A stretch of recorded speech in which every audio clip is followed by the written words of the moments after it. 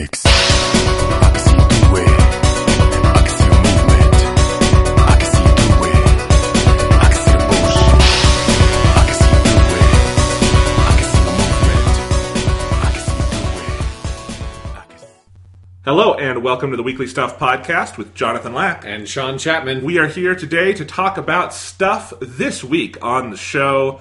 We are doing a little pre-E3 chat. Pre-E3, because E3 2018 is coming up next week, big gaming conference where people will be theoretically announcing a bunch of stuff, but most of it has gotten leaked. Yes, it'll be a lot of people going out on stage just like, did you see Kotaku like last week? It's just that stuff. It's just that. Okay, that's good. Let's go to the after party. E3 should be hosted in an old, ship in a harbor that's got a bunch of holes in it, just as a giant metaphor. Yes, as it is literally sinking and they're Yes. desperately trying to, finish out their press conference as the press are drowning. They saved Microsoft for last because they probably won't have anything anyway. Yes, it'll be quick. Yeah. All right. No offense to the Microsoft fans, although we've probably already pissed you off. Yeah. All right. We're going to talk about that. We are going to do a bigger in-depth talk about Persona 3 Dancing Moon Knight and Persona 3 Dancing Star Knight. Persona 5 Dancing Star Knight. 5 Dancing. God damn. I thought I was focusing on the title and not the number. Yes. It's very hard. Persona 5 Dancing Star Knight, which have had their Japanese releases. Still no word on the English releases, but we have played both of them very thoroughly. Yes. Well, Yes. I have not finished Dancing Star Knight, but I have platinum Dancing Moon Knight. And I have Platinum Dancing Moon Knight. I have Platinumed Dancing Star Knight with an asterisk. We'll get to that. But I still think it's worth saying we've played them thoroughly. So, Yes. So we are going to just... It's basically just going to be we're going to gush over them. I don't know how much critical insight we can give other than... Man, that was really cool when they all danced to the Velvet Room song and they were in the Velvet Room outfits and it was all neon. That was great. Yes. That's going to be like what it is. But that'll be at the end of the show if for some reason you're not interested in Persona. Or this unreleased in English Yes. and Japanese Persona rhythm game spin-off. Yeah. No, it's maybe a slightly niche audience, though we have cultivated that niche audience on our podcast for We sure. have. Again, we have 28% of our listeners are in Japan. Yeah. So, hey. I mean, we did a whole podcast topic that was the top 10 fucking Persona songs or whatever. So. Which needs to be updated, frankly. It does, yeah. So there's some more Lotus juice that needs to go on that list. Podcast 300, y'all. All right, anyway, so we are going to be getting into all of that. The news is going to be rolled into the E3 stuff, so we will get there when we get there. But, Sean, let's start with some stuff. Yeah, I don't have any stuff. Don't have any stuff? All my stuff is dancing to Persona songs, both in the games and in real life. Yes. Here's my stuff. Okay. So, you guys might have noticed if you follow me on Twitter, at Jonathan Lack, that I changed my Nice Twitter plug. avatar this week to what I am calling Pride Karibo. Yes, right. Because it is a screenshot from Yu-Gi-Oh! Where Kuribo, the little puffball monster Yugi uses a lot, even though he's very weak, because, it's like a metaphor for the show. There's more to Kuribo than you see on the surface. But Kuribo, in this one episode, is combined with a rainbow card and becomes a rainbow-colored Kuribo that I am affectionately calling Pride Kuribo, because I was watching this episode on June 1st, the first day of Pride Month. Right. What we would call National Pride Month if we had a president interested in recognizing it as such, like we did in previous years. In any case, it's Pride Month. I'm like, you know what? Pride Karibo is awesome. I'm going to change that to that. Also as kind of a coping mechanism because it was from a really bad episode of Yu-Gi-Oh! I can only imagine. It looks like it is filler. It has to be a filler episode, right? Oh, it's not just filler. Sean, let me tell you where I am in Yu-Gi-Oh! Right now. So this is what I'm trying to transition into. You guys, I've been filling you in every couple weeks on my journey through Yu-Gi-Oh! Duel Monsters, the original Yu-Gi-Oh! Series in Japanese, which is on Crunchyroll, which is awesome. Thank you, Crunchyroll. Which I feel like I just want to say every week. Thank you, Crunchyroll. It's so nice. I feel we Yeah. do the story every single time, but compared to when we were kids and having tried to watch anime, it's so much better. It was either you bought your DVDs 3 episodes at a time, if they were nice enough to include Japanese on there, which Dragon Ball did at a certain point, but not a lot of other anime, like Yu-Gi-Oh! Didn't. Or it was, and I tried this at one point with Yu-Gi-Oh! You would go on eBay and try to find Chinese bootlegs with good enough subtitles that you could read them. It was a minefield, or sometimes fan subs. But fan subs in the early days of the internet were also tough because of downloading and everything. Yeah. So anyway, but yes, I'm watching Yu-Gi-Oh! Officially translated on Crunchyroll, which is great. And so if you know anything about Yu-Gi-Oh!, you'll know the biggest arc in the original Yu-Gi-Oh! Series is called Battle City. it is an epic. Like, it is in the manga. The manga is 38 volumes. Battle City is 16 graphic novels. It is very long. There's no Dragon Ball arc that is 16 graphic novels. No. It is a very long arc, and it's also great. I think it's probably the best overall stretch of Yu-Gi-Oh! And it is the rare anime arc that is that long that gets better as it goes along. Like, it is truly a freight train that, like, starts slow, and by the end you do not want to get off. But the anime people had a different idea, which is that it's smack dab in the middle of Battle City. So Battle City has like 3 phases. There's the part where they're in the city and they all have to go around and duel other duelists and get their locator cards, the puzzle cards in Japanese, so they can find the finals. Then when they get to the finals, you have the semifinals part where the 8 duelists duel each other in the first round, and that's on Kaiba's giant ego blimp in the sky. So they duel in the sky, and somehow all their cards don't blow away. But you don't think about that. They're cards weighted with lead. Yes. So they both play their card game and then get lead poisoning later. Yes. It's tragic. That's going to be one of those future Yu-Gi-Oh! Spin-offs. Is they're going to go back, and Jinochi is going to he's going to have severe brain damage from all these years playing Duel Monsters. Yep. Yugi's in a wheelchair. It's rough. Yes. Anyway, but when you get to the semifinals of Battle City, that's when that arc gets really good because, like, you finally kind of Merrick, the main villain of that arc, takes center stage, and in this amazing 4-parter, Merrick kind of gets taken over by this evil side of his personality and becomes Dark Merrick, who has one of the greatest villain voices I've ever heard in an anime. Like, the first thing that Evil Merrick does is this 3-part duel against the character Mai, Kujaku Mai, or My Valentine in English, because that's how they rolled in the early 2000s. To be fair, that could very easily have been a Japanese version of an English name. Yes, it could have, yes. Anyway, but there's this duel where he's dueling her, and he makes it a shadow game, and just tortures this poor woman in the most sadistic ways. And, like, my brother was watching these 3 episodes with me. I was just, like, shocked, like, because what he's talking about, like, he's talking about, like, you know, brutally murdering her and sending her to the demons and all this, like, horrible stuff. And it's an amazing villain voice, great character.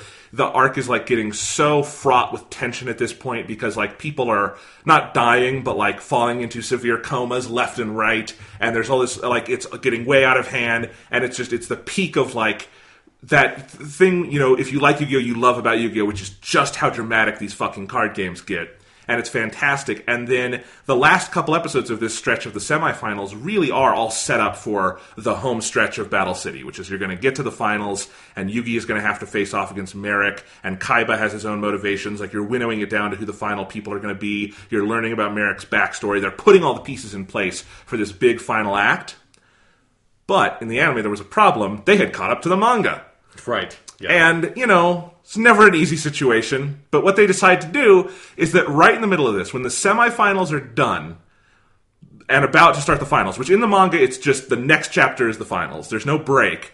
They do something where the battle blimp that they are all on gets sucked away in like a vortex because an evil villain, a new antagonist named Noah, who is this little kid, hacks the blimp and takes it off course, and then kidnaps all the main characters and puts them inside a virtual reality game because he has a beef with Kaiba, which becomes clear over the course of the arc. This arc is 24 episodes long.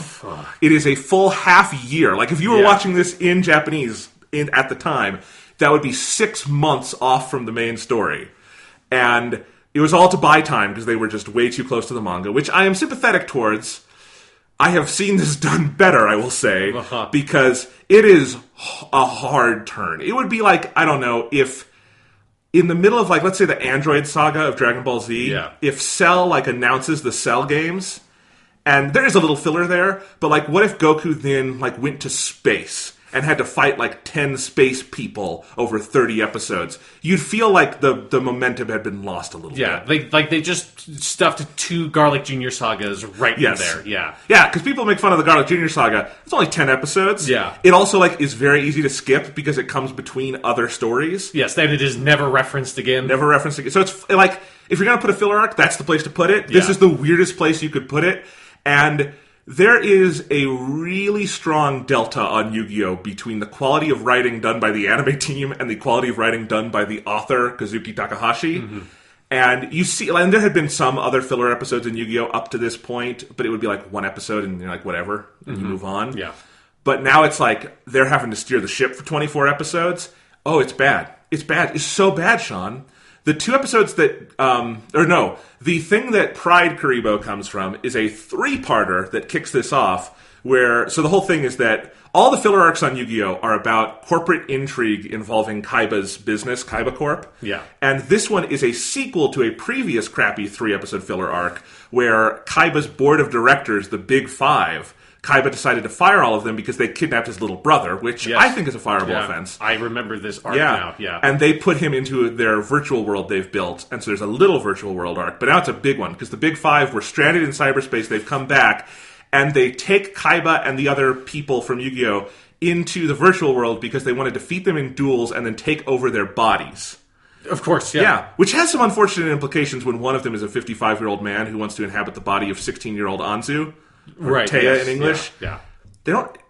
There's a story there to tell. They're not telling it in a 2001 anime episode. No, yeah, it's not a late night show. This is primetime anime. Yeah, so so that's the thing, and I have seen this arc in English when I was a kid. I remember it getting better near the end when Noah, the new antagonist, kind of takes center stage, and the Kaiba stuff, they really push the main story in. And maybe that'll happen, but it is so much worse than I remembered. And remember, I'm watching it in Japanese, so most of this is way better than I remembered. Right. Because it's the original version with, far superior voice acting and music and writing and all that. Yeah, and they've not edited down with weird American rules and stuff. Yeah, everyone doesn't have a faux Australian accent or something. They're not all talking about the Shadow Realm. Yeah, exactly.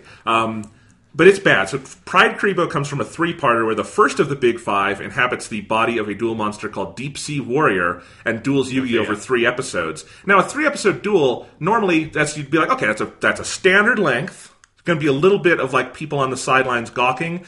But if you've ever watched anime, you're used to that. Yeah, it's just a lot of cutaways to people going, I can't believe he played that card. And, yes. And then somebody's like, if Yugi's played this card, then that means he's anticipated this and doing this and blah, blah, blah, blah, blah, blah, blah, blah. And he's like, the whole sequence wasn't in the manga, but it's a decent way to sort of pad this out. Yes, and it's fine. It's part of the deal when you watch anime. Yes, there's a lot of, random flashbacks to previous episodes featuring the characters, yeah. Exactly.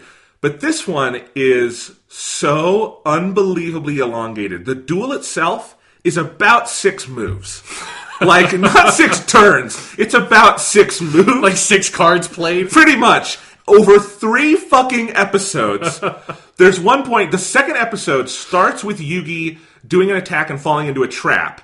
And spends the rest of the episode thinking if he should attack again, knowing the trap is still there. And for some reason, Yugi, who has been very well established over 100 episodes now as the king of duelists, he's very good at this game. Yes, decides at the end of the episode to attack again, and it ends where we No, I shouldn't even say that. The trap happens at the end of the first episode. The second episode is completely him wondering if he should do it again. He does it again at the end of the second, and the third starts us in the same place we were.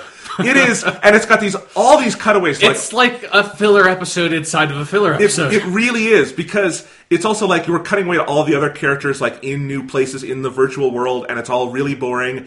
The only good part of all of it, and it's the thing that is going to keep me going through this if I can, is the Kaiba stuff is good. That was the kernel they had, is they decided to take a little bit of Kaiba's backstory as depicted in the manga and make it the basis for this arc. And that's actually not a bad idea, because at this point, the episodes that are about to come in Battle City, a lot of the Kaiba stuff is about him reckoning with his past. In the manga, that's actually the end of Battle City is the last you ever see of Kaiba. He's in the show for a lot longer, but that's it for him in the manga. So we're reaching the pinnacle of his character arc. So I think going back and doing more about his past is fine. They've couched it inside of this horrible setup for a story, but it is the one shining spot of these episodes is when you cut away to Kaiba and having flashbacks and you start to see how he is the way he is. All of that's really good, and you realize, okay, the anime staff did have a good idea here, but they had a 6-episode good idea. Yeah. They did not have a 24-episode good idea. So, a 24-episode good idea is 2 full anime series worth of good ideas. Oh yeah, it is. So I have slowed down a lot. But let me finish. So the Pride Karibo, he comes from the next 2 episodes where Anzu, again Taya in English, She meets the next member of the Big Five and has to duel him. And this guy has inhabited the body of a penguin and has a bunch of like penguins in the virtual world who do his bidding and like kidnap Anzu and bring her to him. Truly, if you can inhabit the body of any animal, or like real or fictional, because it's a virtual world, the penguin is the animal I would pick. I wouldn't be a tiger. I wouldn't be a dragon. I wouldn't be a giant bear. I would be a penguin. Yeah. And this is incredibly intimidating. This is a 2-episode duel. It is not as unnecessarily elongated as the first one, but it's also with a character who doesn't know how to duel in Anzu, so it's kind of boring. And there are 2 redeeming things about it. One is Pride Karibo. No, he's from the other one. I forgot. Sorry, I'm getting them all mixed up because it's very bad. The one redeeming thing about this is it is funny to see them try to animate a penguin with flippers play a card game. I had fun with it. That's pretty good. Do they just stick the card onto the end of Pretty the flipper? much. Okay, because there's 2 ways. You either just stick it on and say, fuck it, or you like try to wrap the edge of the flipper around the card, which sounds way harder. They don't really do that. It looks like he has he just sticks to his hand. Yeah. It's a very sticky penguin. The other mildly redeeming thing is that the penguin character has such laughably bad motivations that it comes back around to being kind of awesome. So I'm going to tell you the backstory of Penguin Dude in Yu-Gi-Oh! Okay. Remember, this is one of the Big Five, the board of directors of Kaiba Corporation, which in the fiction of Yu-Gi-Oh! Is the biggest company in the world. Yes. Yes. So this is like a Steve Jobs-esque figure in the world of Yu-Gi-Oh! Yeah. And his whole thing is that, I'm not going to be able to get through this. As a kid, he was like abused and neglected by his parents. Okay. And in his moments of solitude and sadness, he started reading about and researching penguins and fell in love with penguins because they were really cool animals that really cared for each other down in Antarctica. Sure, I could see that's a children's book interpretation of a penguin, yeah. Yes, and so he became obsessed with penguins, and he made it his mission in life to bring his love of penguins to the world. And when he got on the board at Kaiba Corp, his one desire was that Kaiba at one of their amusement parks would open a penguin zoo at Kaiba Land. And they even have a flashback of him in Kaiba's office, and Kaiba has the best retort to this. He's like, if you want a black and white animal, go get a panda bear. Which really should be just a standard retort we all use. And because of this, because Kaiba would not pay for his penguin zoo in Japan, I assume, which I don't think is a hospitable place for penguins. Yeah. I think the humidity might get to them. Anyway, he got really mad at Kaiba, was filled with a lust for vengeance, and has made it his life's mission to, get a new body, go back into the world, take over Kaiba Corp, and use their resources to build penguin zoos.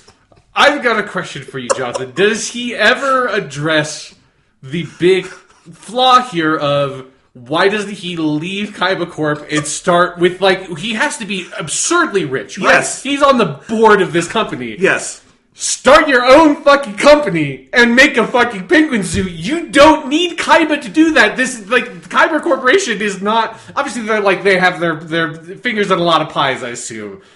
But they don't go into it. But they're not it's not oh, I want to get into zoology and build zoos and stuff, so I'm going to join fucking Tencent or Apple. Yeah. It's no, you don't study fucking zoology or animal biology at a school and then make that your job and then make a small zoo. Here's the funniest thing. Is that in the lore that this arc is fleshing out, the whole idea is that Kaiba took over the corporation from his stepdad.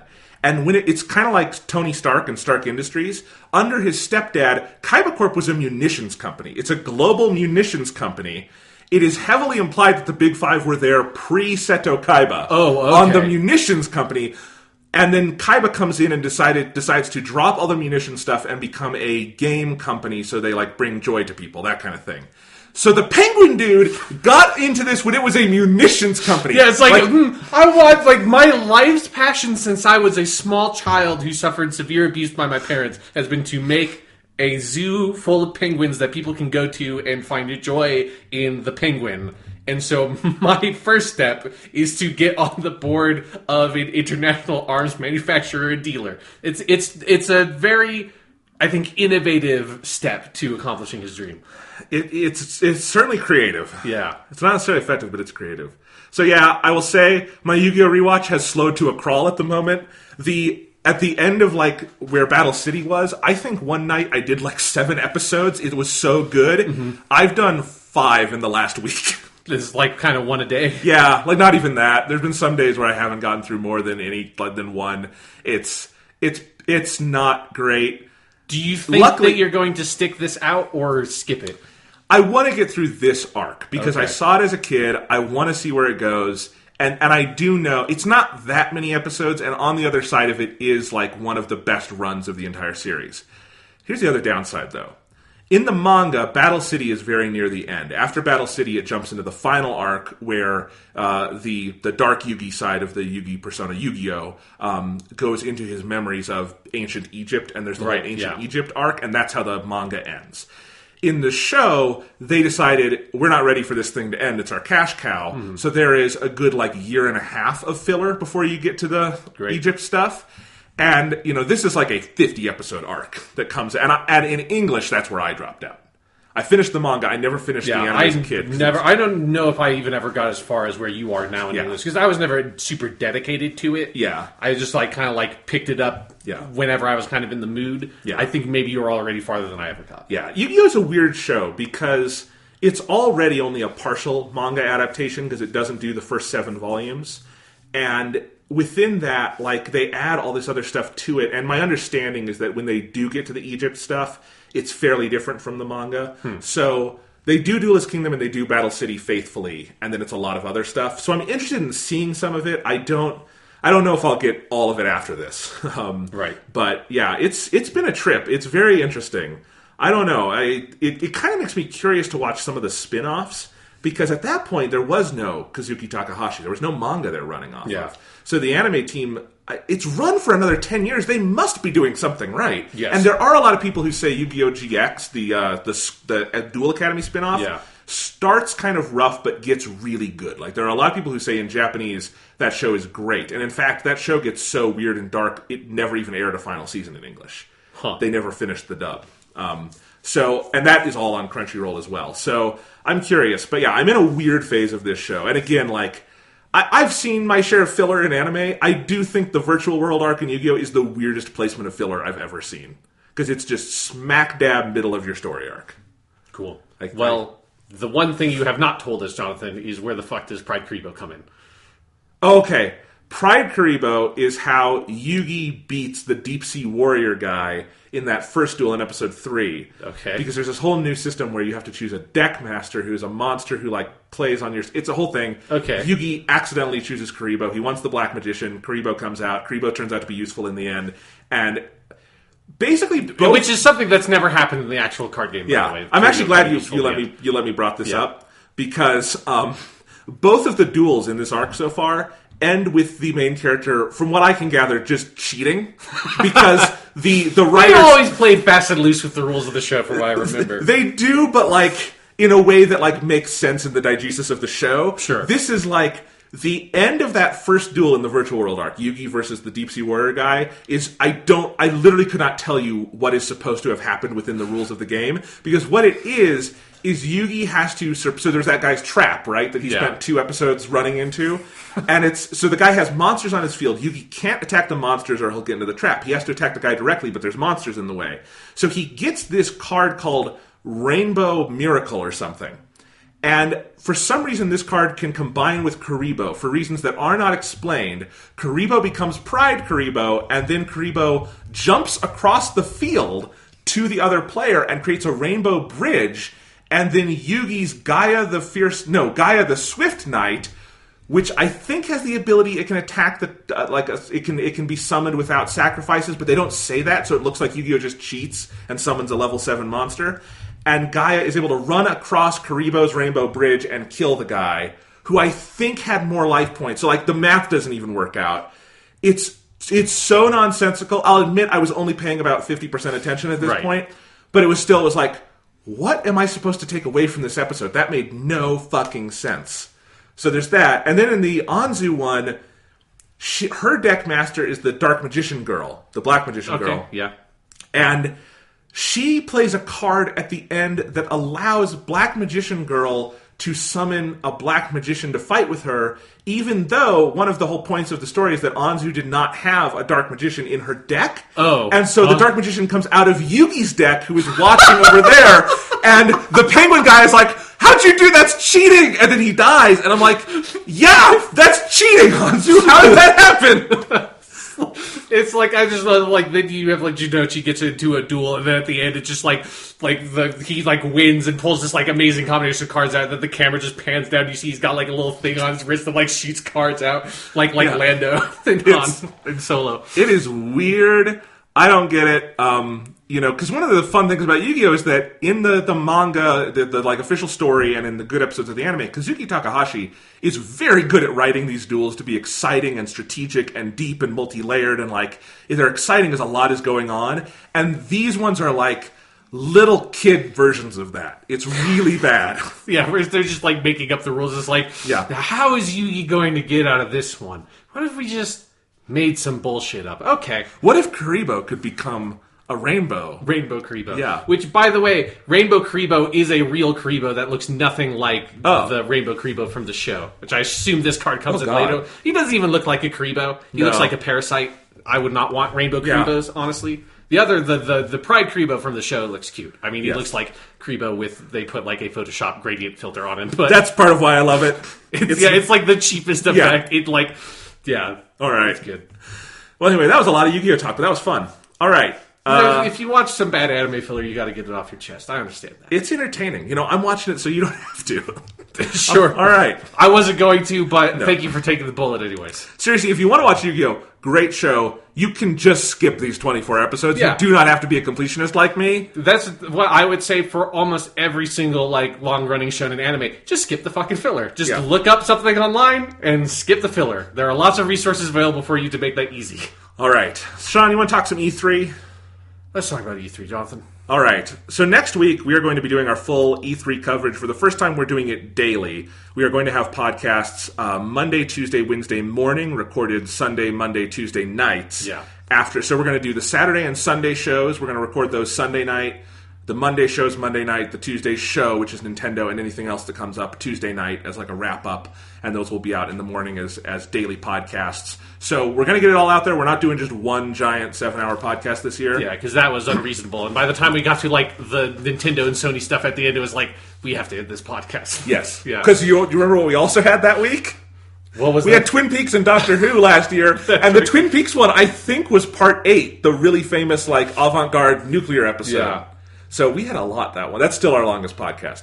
Anywho, one tradition that is not changing, however, is we're doing our speculation podcast. Yes. Got to lay the groundwork and see where we're going. And it's extra pertinent this year because we've kind of got to lay out what do we already know, which is a lot. It's a different... I mean, like, E3 has always been... Well, I can't say always, but in, like, the modern era of E3s from, like, the late 360 PS3 era to now, which is when I started paying attention... E3 has been very leaky from my experience. Of, like, there have always been weird leaks coming out, like, during the show. Like, one thing I did, because I made a whole sort of, like, outline of stuff that we know, stuff that is, like, probably going to happen in, like speculation of, like, what if, like, Microsoft had video games at theirs? Well, that would be interesting. And in the process of doing that, I opened up some of my old E3 notes, which was a very interesting experience. And yeah, so I've got lots of weird stuff there. But anyway, with this E3, what I was going to say was with my old E3 notes, I was reminded that Jeff Keighley leaked the $500 price tag for the Xbox One X, what was then called the Scorpio, like an hour before that show launched. Yes. So it's a very, very leaky show. This one, however, has been leakier than any other one, and which listeners will know if they've been listening to the last couple of weeks of episodes, where our video game news segment has always been like, fucking Walmart from Canada just leaked all this bullshit, and apparently we're getting Forza Horizons 5 or whatever. That's the thing, is that it's been a lot of sloppy leaks. Like, it's not like, an intrepid reporter hunting down the story. We've had a little of that. It's more been, Ubisoft accidentally sent out an Assassin's Creed Odyssey keychain, and now we know that there's a new Assassin's Creed. Yeah, and then I just love that it's like this little, like, pin drops, and then every single video game reporter on the planet is like, oh, that is enough of a clarification that now we can all run this story. Yes. They were already probably going to run before E3. You find it like, because it's like the detail and depth and speed with which all those Assassin's Creed stories came out tells you that they already knew about this and like almost had enough of justification to be like, let's just run the story, and then that drops. It's like, okay, like every site on the planet just read the story. I think that's the other element, is that at this point we have a mature enough gaming press with deep enough connections that everybody in town knows all the stories. A lot of them keep them to themselves for, various reasons of sourcing and whatnot. But then something like this will leak. Like, the other thing was, like, when the new Pokemon game leaked. Yeah. Then you heard, like, oh, yeah, every single game reporter knew about that game. Yes. Every single one. And it's a funny... I mean, this happens in real news, too, obviously. You have your sources, and you don't say everything they tell you, because that would be... You're not a news site at that point. You're a weird blogger or something. Yeah. But, yeah. So, it's a very interesting time, and I wonder if there's any way to kind of reverse that trend in future years. I think maybe it's enough of a signal to tell video game companies to stop being like stuck up weird like Iron Curtain fortresses and be more like the movie industry. That's like nothing leaks from the movie industry because they don't give a fuck. They just tell you, yeah, we're going to make a fucking like Shazam movie in 5 years or something. Yeah. It's like...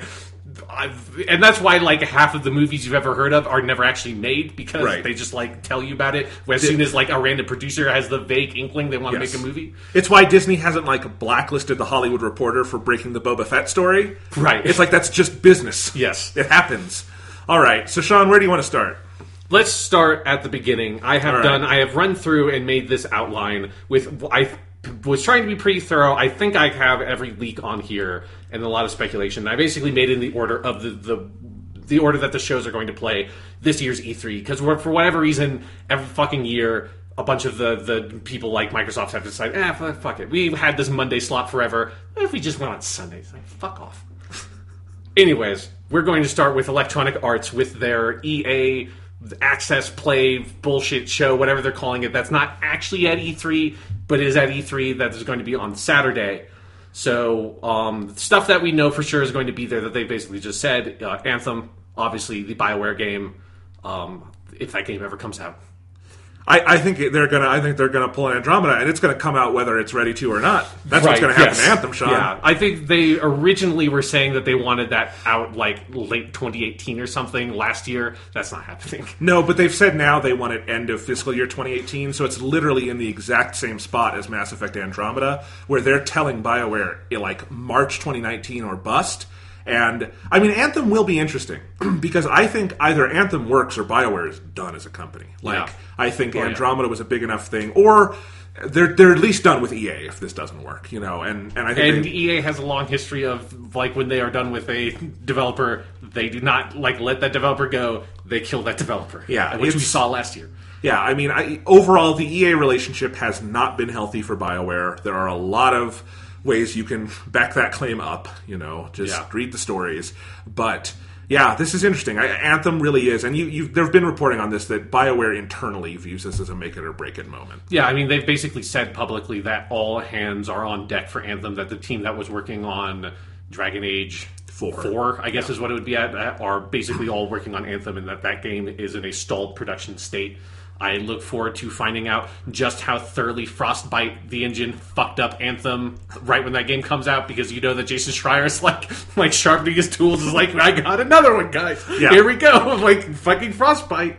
He's got just a set of vocab queued up on his clipboard to just cut and paste in what Frostbite has done. Yeah, because every single time one of these fucking BioWare games is coming out, it's Frostbite fucks it somehow. But yeah, EA, overall their press conference, I'm very curious to see, because Anthem is the one game that they have to hang their hat on that is not Battlefield 5/V, because they decided we'll go with Roman numerals this time. And we'll also, last game was Battlefield 1. Battlefield 5 is set during World War II. This is a game that was also leaked early. That then they just so this should have been called Battlefield 2. Yes, even despite the fact that there is no game called Battlefield 2, or there is a game called Battlefield 2. There was no game that was just called Battlefield pre-Battlefield 1. That's the only thing they can use to justify that title, is that the first Battlefield game was called Battlefield 1942. So it's like, you kind of get that one. It's like you're not Microsoft bad, but you're almost there. Yes. But yeah, so Battlefield 5 V whatever is going to be there, and they'll show some fucking. Presumably that will be the end of the show. Will be a big live stream where they have Snoop Dogg getting high playing fucking Battlefield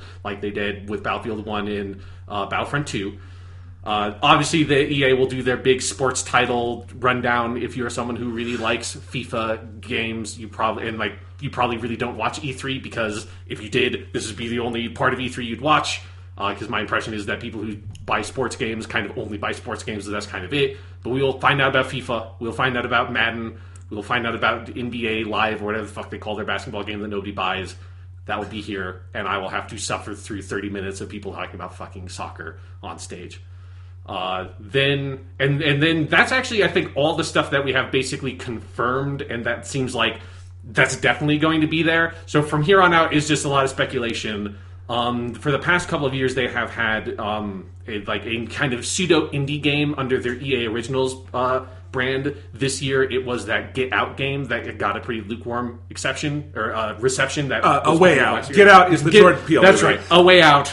Yes. I feel like everybody. It's very hard to keep those two fucking titles straight. Yeah. But there have been rumors for a long time that the studio that made that Unravel game featuring Yarny, like 2D indie platformer, that I don't think anybody really liked much other than Yarny was kind of cute, that team said that they were working on an Unravel 2 like 2 years ago, have not heard anything else from that game. So if that game still exists and they're making Unravel 2 Yarny's Revenge, it will be on this stage.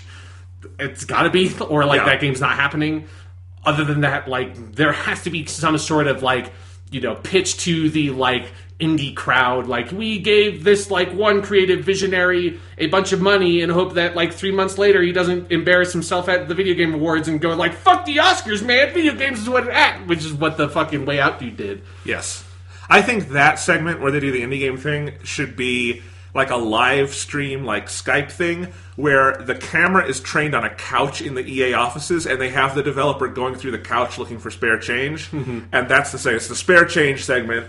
If there are coins in the couch, they can use them to make their little indie game, and that's EA. Yeah, that's basically what that section has always felt like.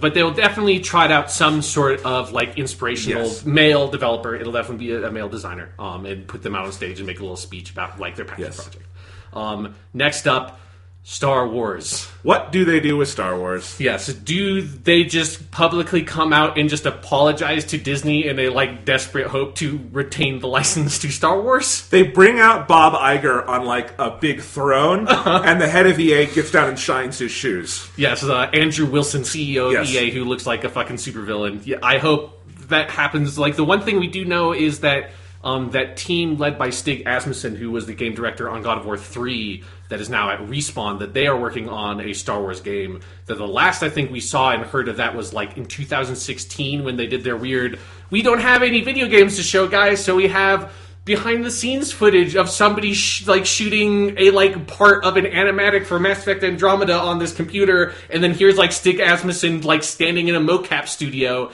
and that's the only thing we have to show for you.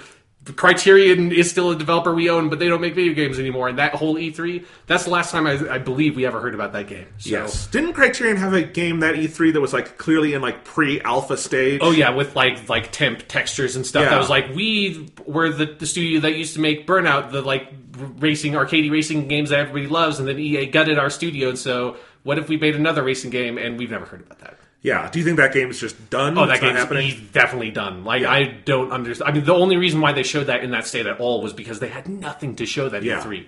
So that was a really desperate play. Because if we remember, so for Star Wars, the state of Star Wars is rough at EA. There was the very public Battlefront 2 implosion. Yes. Which was so bad. Again, the joke about Bob Iger is Bob Iger got on the phone and yelled at the head of EA. That's a detail from that story. Because, Disney is protective of their brand. Not protective enough to figure out that you shouldn't release your Star Wars movie 2 weeks after Avengers, but whatever. Maybe that's actually what EA does, is they get very petty about it. It's see, we're not the only people that are fucking up Star Wars. It's like sitting on your in your ivory tower. It's we didn't make fucking Solo. We didn't bomb a fucking movie, assholes. Yeah. No, but then there was also the cancellation of the game that Amy Hennig was working on. Yes, and the shutting down of that studio, Visceral. Yes. Visceral's gone. Respawn is now apparently making a Star Wars game, so we can look forward to Respawn's closure soon. Is Titanfall 3 this year, do you think? That's one I have here with a question mark. Titanfall 3 question mark. EA now owns Respawn. That was something that happened last year. Poor Respawn. All the signs point to no on them. Yeah, so, I have to assume a Titanfall 3 is in development, even though Titanfall 2 did not actually, sell that well. But people have, a weird amount of critical regard for the single-player campaign in that game that I think is a bit much. I thought that campaign was good and had that one really good time travel level, but people fucking go crazy for that campaign. Yeah, so. I have never touched Titanfall 2, which is weird because I love Titanfall 1. Yes, I love that game. It was on my top 10 the year it came out. Great game. So I would play more Titanfall. I think I missed 2 because why everyone else missed 2. It came out the week of every other game in the world. And it also had that really bad beta. Yeah, that beta was awful, yeah. So I'm curious. I still feel like Titanfall is a brand worth trying to make happen because it's got so much potential. It just, it launched split 360 Xbox One. Xbox One didn't do so hot. Then it came to the PS4, but they put it out in the worst week possible. So, I think if you got it out in the right time period with the right marketing push, with the right, game behind it, I think Titanfall could be big, but we will definitely see.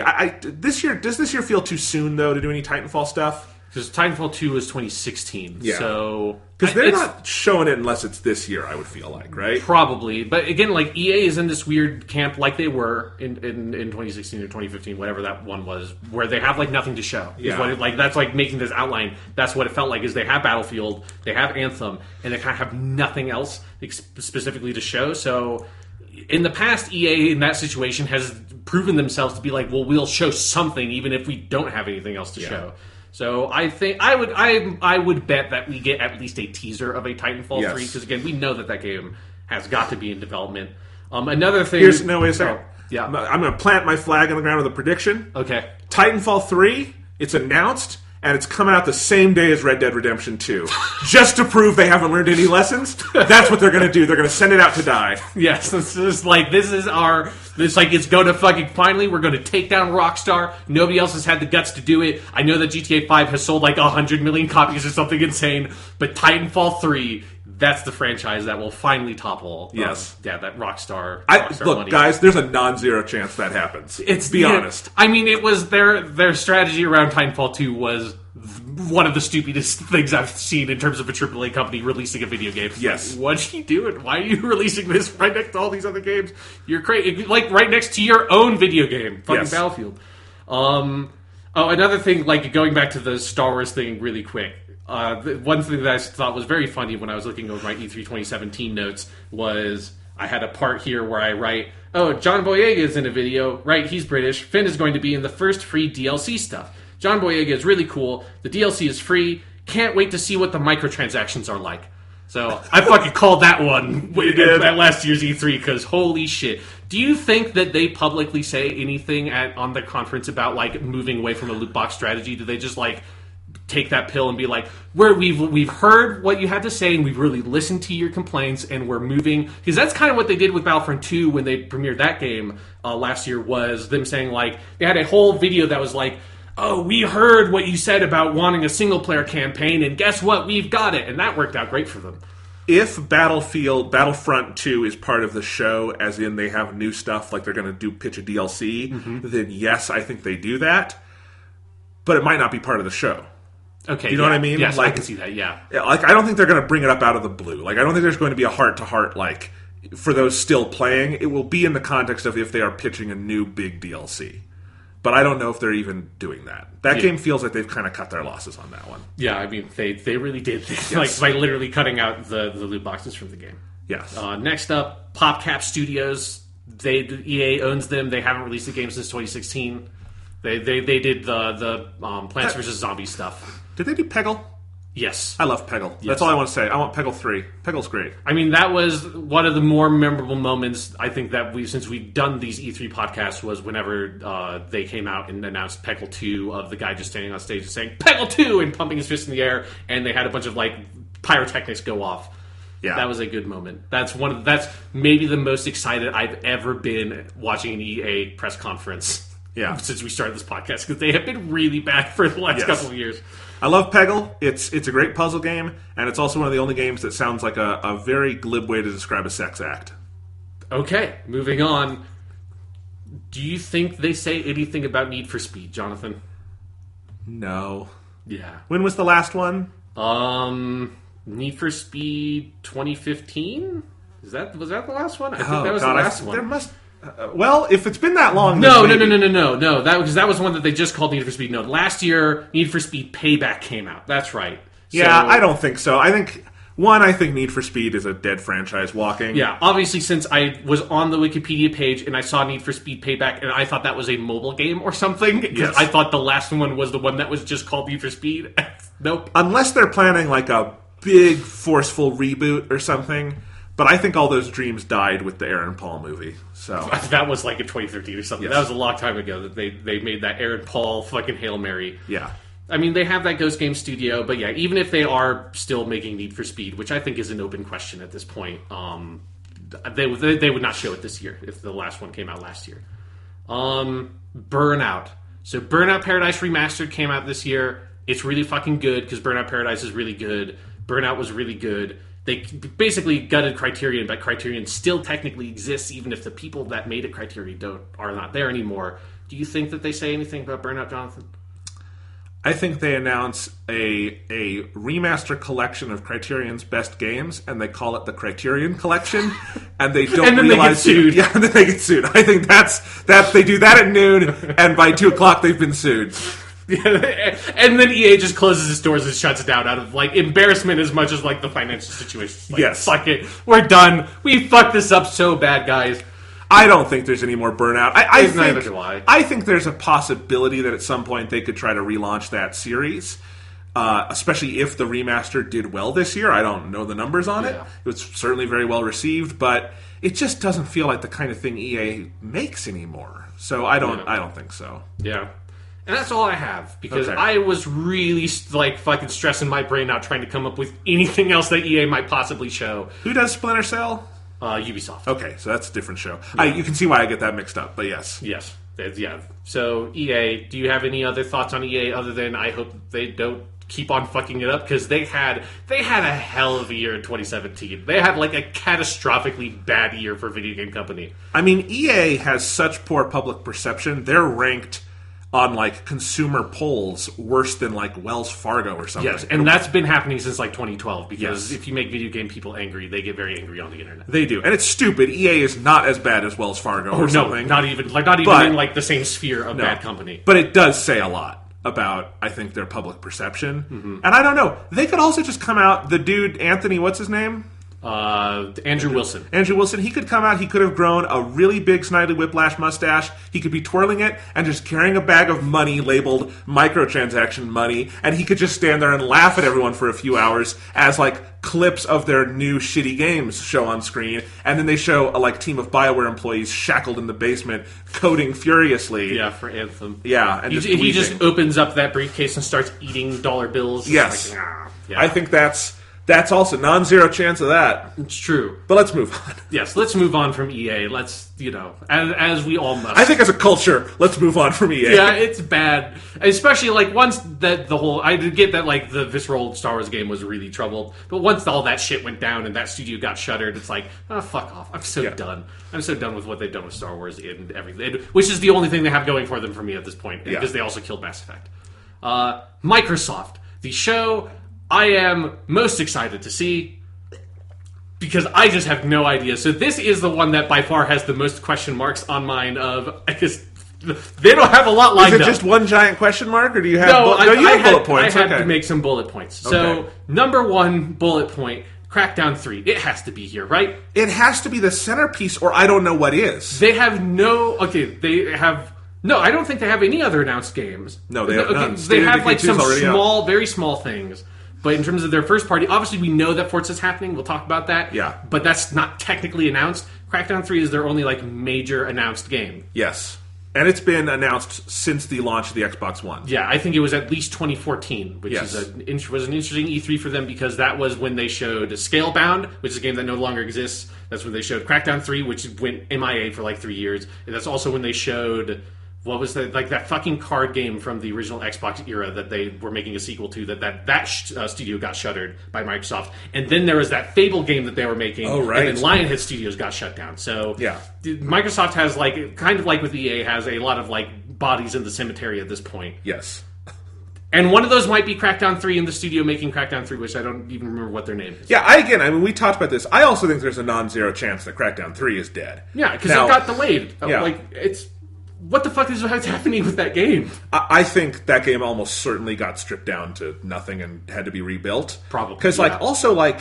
they've shown something about it, every E3 for years. But last year, it was just a cinematic trailer with Terry Crews. There was no gameplay. And they were saying it's coming in November. It's like, there's no gameplay. Yeah, you don't have a game. This is the point where, you're supposed to have a bunch of people standing on stage with fucking controllers and being and showing off, because the big thing they were saying is, if there's going to be a whole multiplayer side to this that's more than just, a little co-op thing. That was your E3 to, put that all on stage and have people, either fake play the game or actually play a live demo, the way that Sony will do with an Uncharted or something like that when those games are about to come out. I mean, here's the big picture question for me, Sean. So, let's assume Crackdown 3 happens, it's got to be the centerpiece. It has to come out this year also, yes, right? Yeah. Yes, absolutely. If it gets, again, we're at the point where we're speculating about the next generation, and this game was announced at the start of this generation. Yeah, so, right. yes, it very much does have to come out this year. But here's the thing, if that's their big game for the show, is Crackdown 3, a sequel to a series most people don't know exists. Yeah, let's be honest. And people only liked the first one, and people only, like myself, bought the first one, because that's how you got into the Halo 3 beta. Yes. Crackdown 1 is a great game from fucking 2007 or whatever.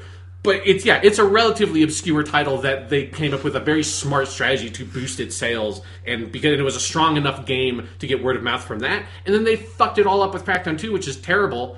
And then so it's not a marquee franchise. It's not Halo. I mean, we've talked about Microsoft a lot on this show and how utterly mismanaged the game side of their brand has been this generation. Disastrously so. I don't think there's any precedent for this. You can look at failed consoles, but the Sega Dreamcast, for instance, big failed console, tremendous lineup of games. Oh, absolutely. Yeah. Classics, one of the most important systems ever, honestly, for the games that came out on it. So there have been failures, but usually they have games on them. Even the fucking Virtual Boy got their Wario Land game on it or something. Right, yeah. It only had 14 games total.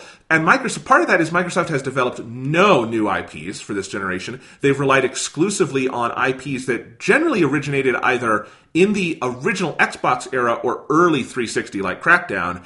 And, those IPs have just, I think, been shedding followers. They've been getting worse. Halo 5 was bad. Gears of War 4 was bad.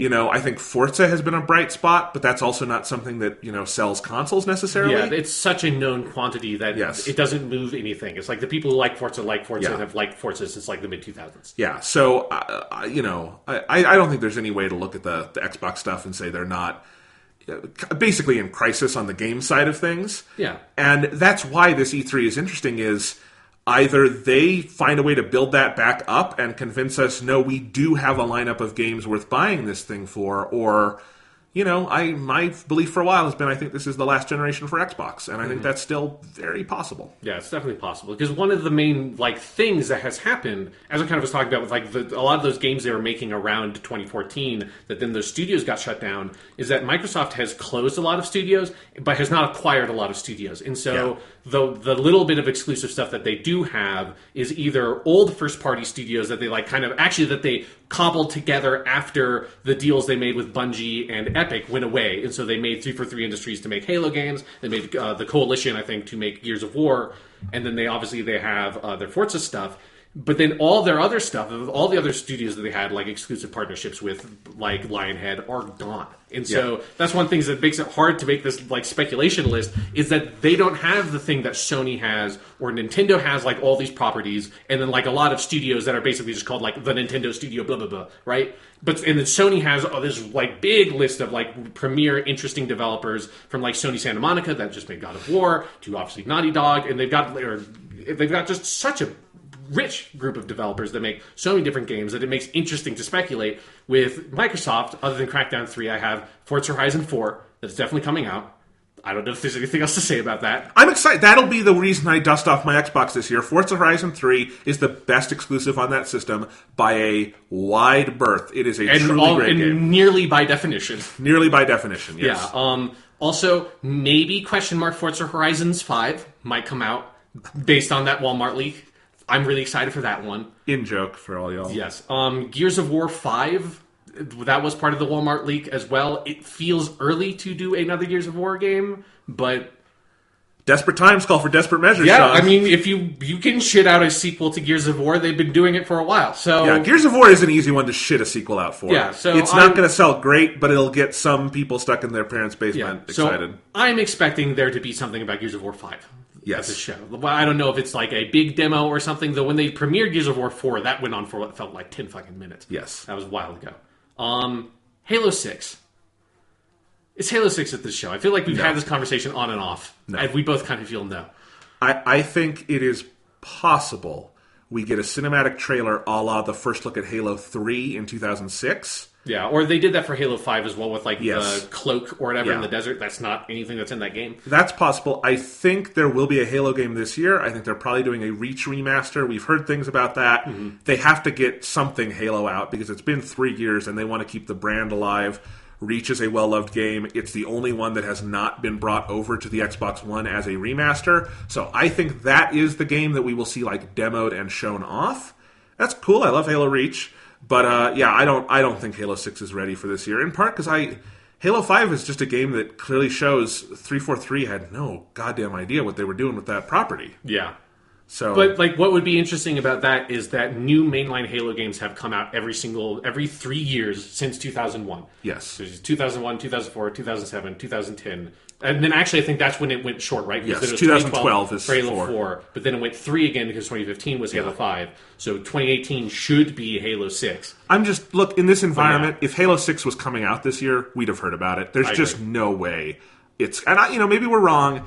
And that would be a big feather in Microsoft's cap because it is their most notable franchise. But it is also it's such a stagnant Yes. franchise at this point. It's kind of like with Forza and Gears of War. Like they're both stagnant. Neither of them are growing. They're not. I feel like you're not attracting anybody new, particularly if they do just call it Halo 6 and don't just decide to abandon the number and go with the subtitle like they did the loose Halo 5 Guardians last time. Halo Guardians 2. Yes, Halo Guardians 2 because there are people that really like Halo 5. I think that like they're not us. I think there was like a certain like if you really liked Slayer and stuck with that game, there was something there for you, but it did not have the breadth of the Halo experience that either of us were looking for. I mean, the biggest thing is that Halo is unique among first-person shooters in how story-driven it is as an ongoing franchise. Yeah. And Halo 5 drove that story so far into the ground, it buried it 20 feet under and then poured concrete over the coffin. I don't think there's any coming back from it.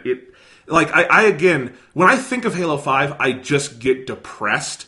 It must be how like people who hate Star Wars: The Last Jedi feel when they feel about that movie. That's the only thing applicable to that for me. I don't get angry. Yeah, you don't scream at it at people online, but also people don't bring it up that much because it's mostly forgotten. No, but it's just I think of like something I loved most of my life getting just killed as a property, and that is what Halo 5 is narratively. So we'll see. I think the smart thing to do with Halo would be to reboot it, and they could be doing that.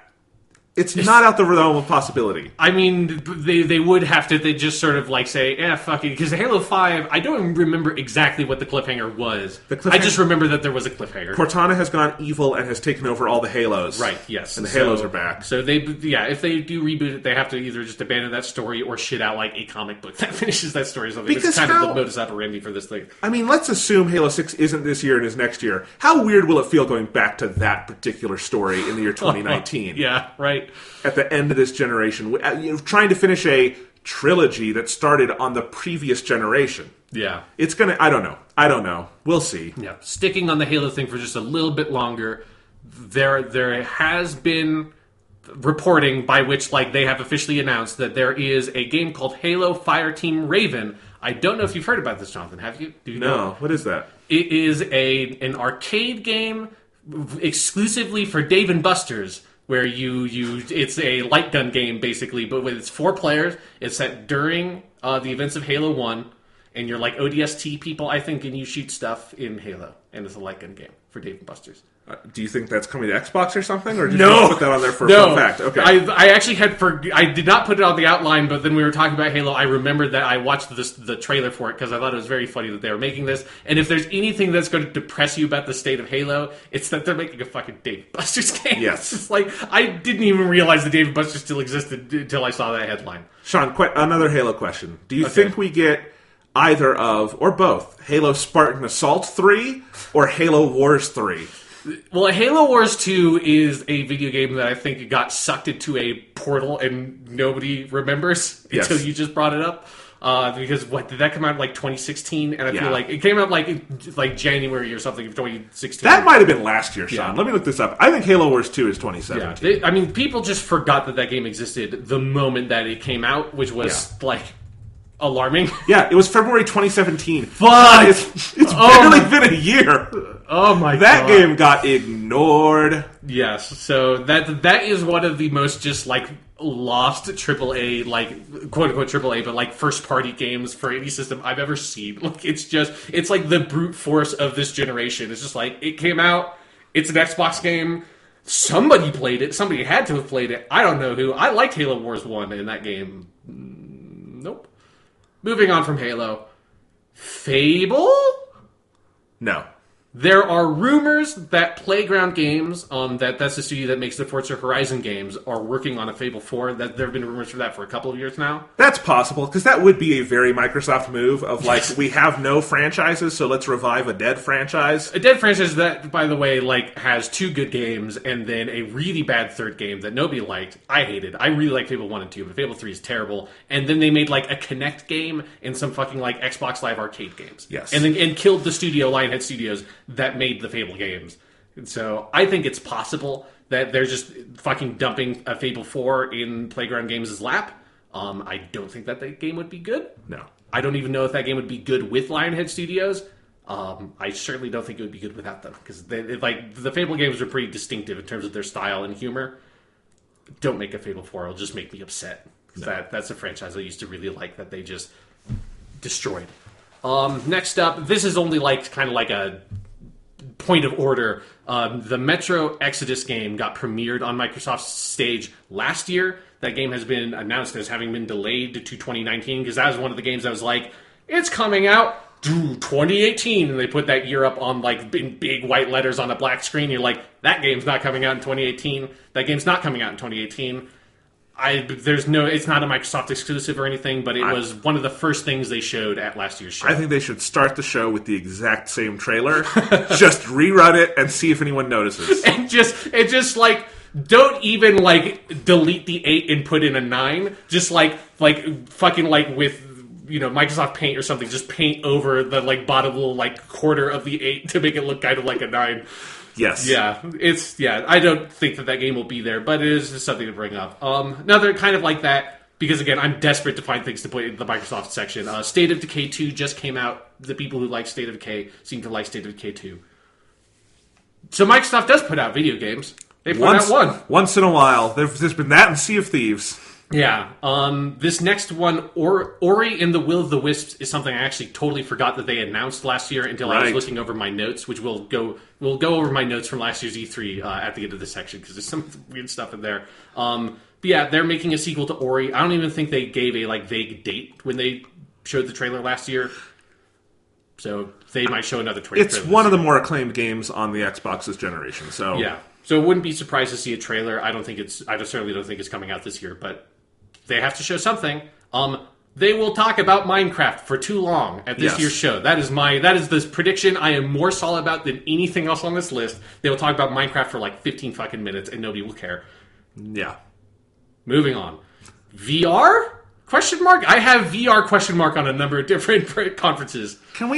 Are we at the point where we can just say VR's dead again? I think we're almost there. We're at the point where we can say that VR is on life support. I just remind y'all, I was a hipster on thinking VR was dead when you all were excited about it, including my co-host here. I was cautiously interested. I have not paid any cent on anything VR related. No, I know.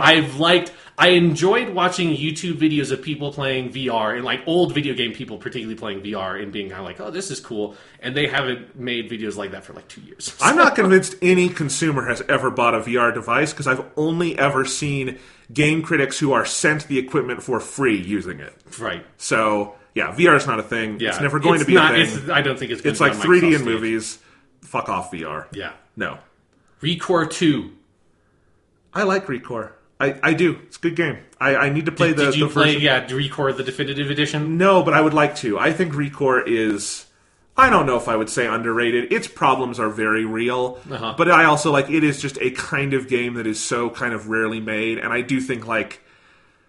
If the definitive edition had come out in the original spot, like if that were the game that came out, Yes. I bet that would have been on my top 10 that year. I like Recore a lot. Like Recore, honestly, if I think of my memories of Xbox One, Forza Horizon 3, Recore, a couple of indie games, it's an interesting game. I don't think they're making a sequel to it, but I don't know what... Is that Armature Studios? Yes, Armature Studios. So I have That's the Recore Metroid 2 Prime / new Armature Studios game. Maybe. I hope they're doing something. I mean, the Armature Studios people are one of the most talented teams in gaming. It's the Metroid Prime team. And Recore, for all its faults, you can feel the talent. Right, and like its faults. I mean, I didn't play the game, but from what I understood, the faults were mostly a result of feeling like the game just got dumped out. Right? Yes, it's an unfinished game. Yeah. So that's probably not at all Armature Studios' fault, and probably Microsoft's fault. So yes, I hope that they have something cool because I remember the Recore like announcement trailer being really exciting because that's the only new thing that Microsoft has ever showed this generation was like, hey, Recore, we're making that. Honestly, if you have an Xbox One and wonder what you should play on it, I bet you can get the Recore Definitive Edition for like $10, and it's now a finished game. Right. You'd probably love it. You'd be like, why did people hate this game?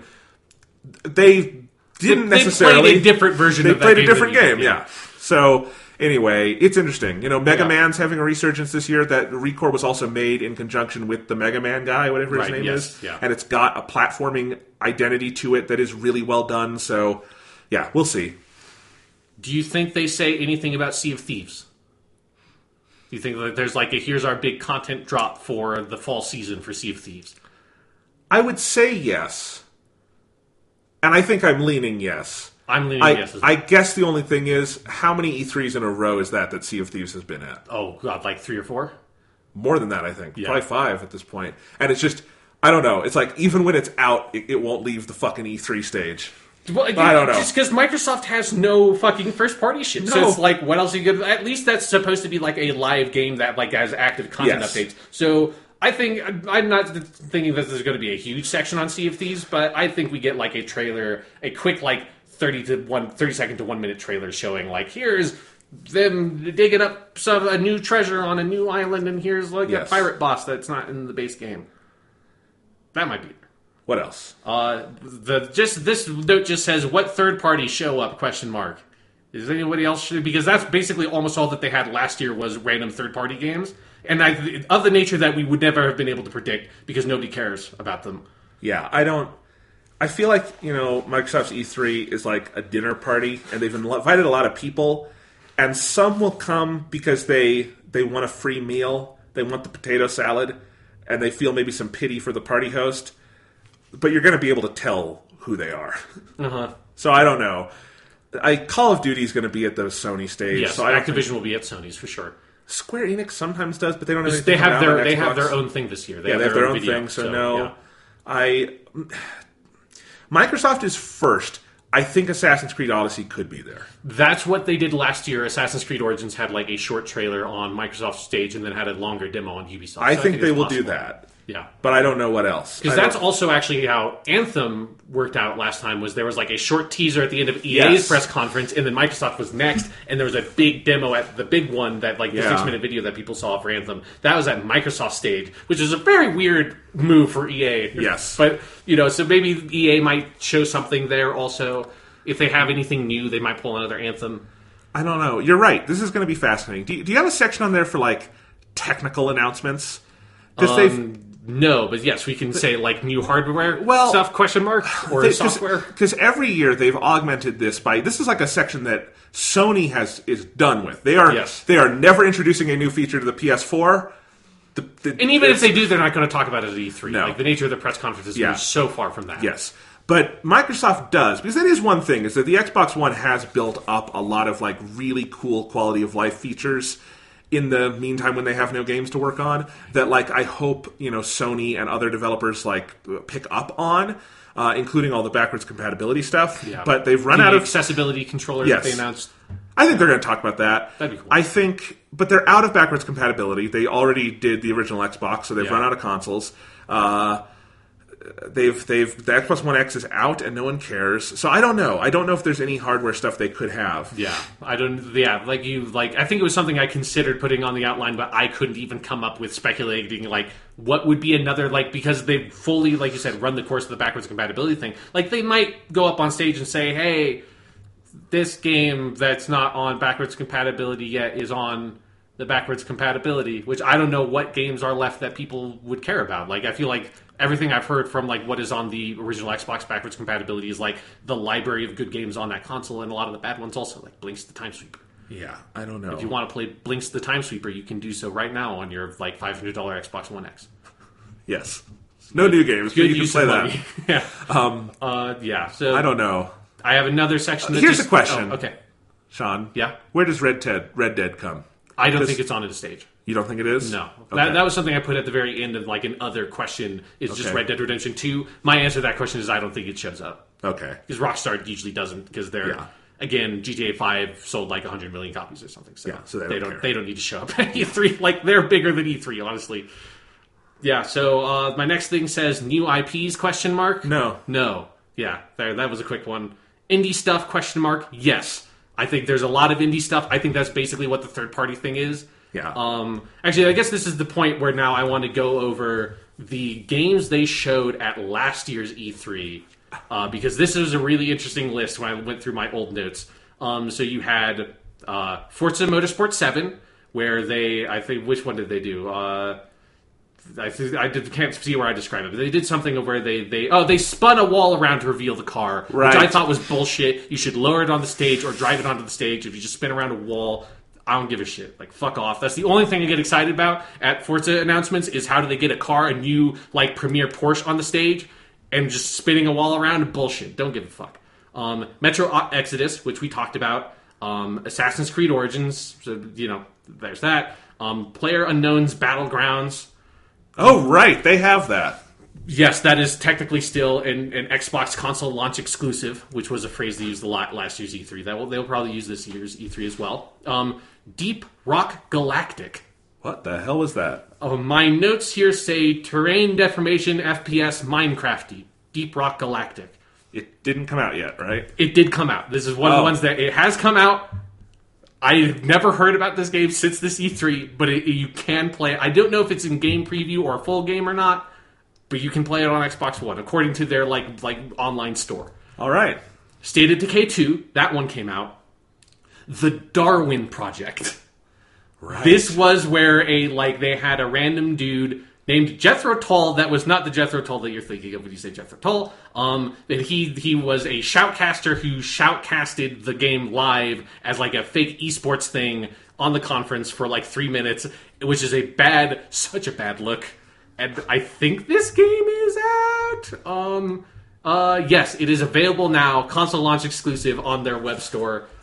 Buy now. How much? I'm going to click buy now and see if it says how much fucking money it is, because it doesn't say here. It is on the game preview program. Okay, so this game, it's $15 on the game preview program. I'm going to click on Deep Rock Galactic now that I know where you can see that. And his game Deep Rock Galactic is also in the game preview. So no, those games are not out. I apologize.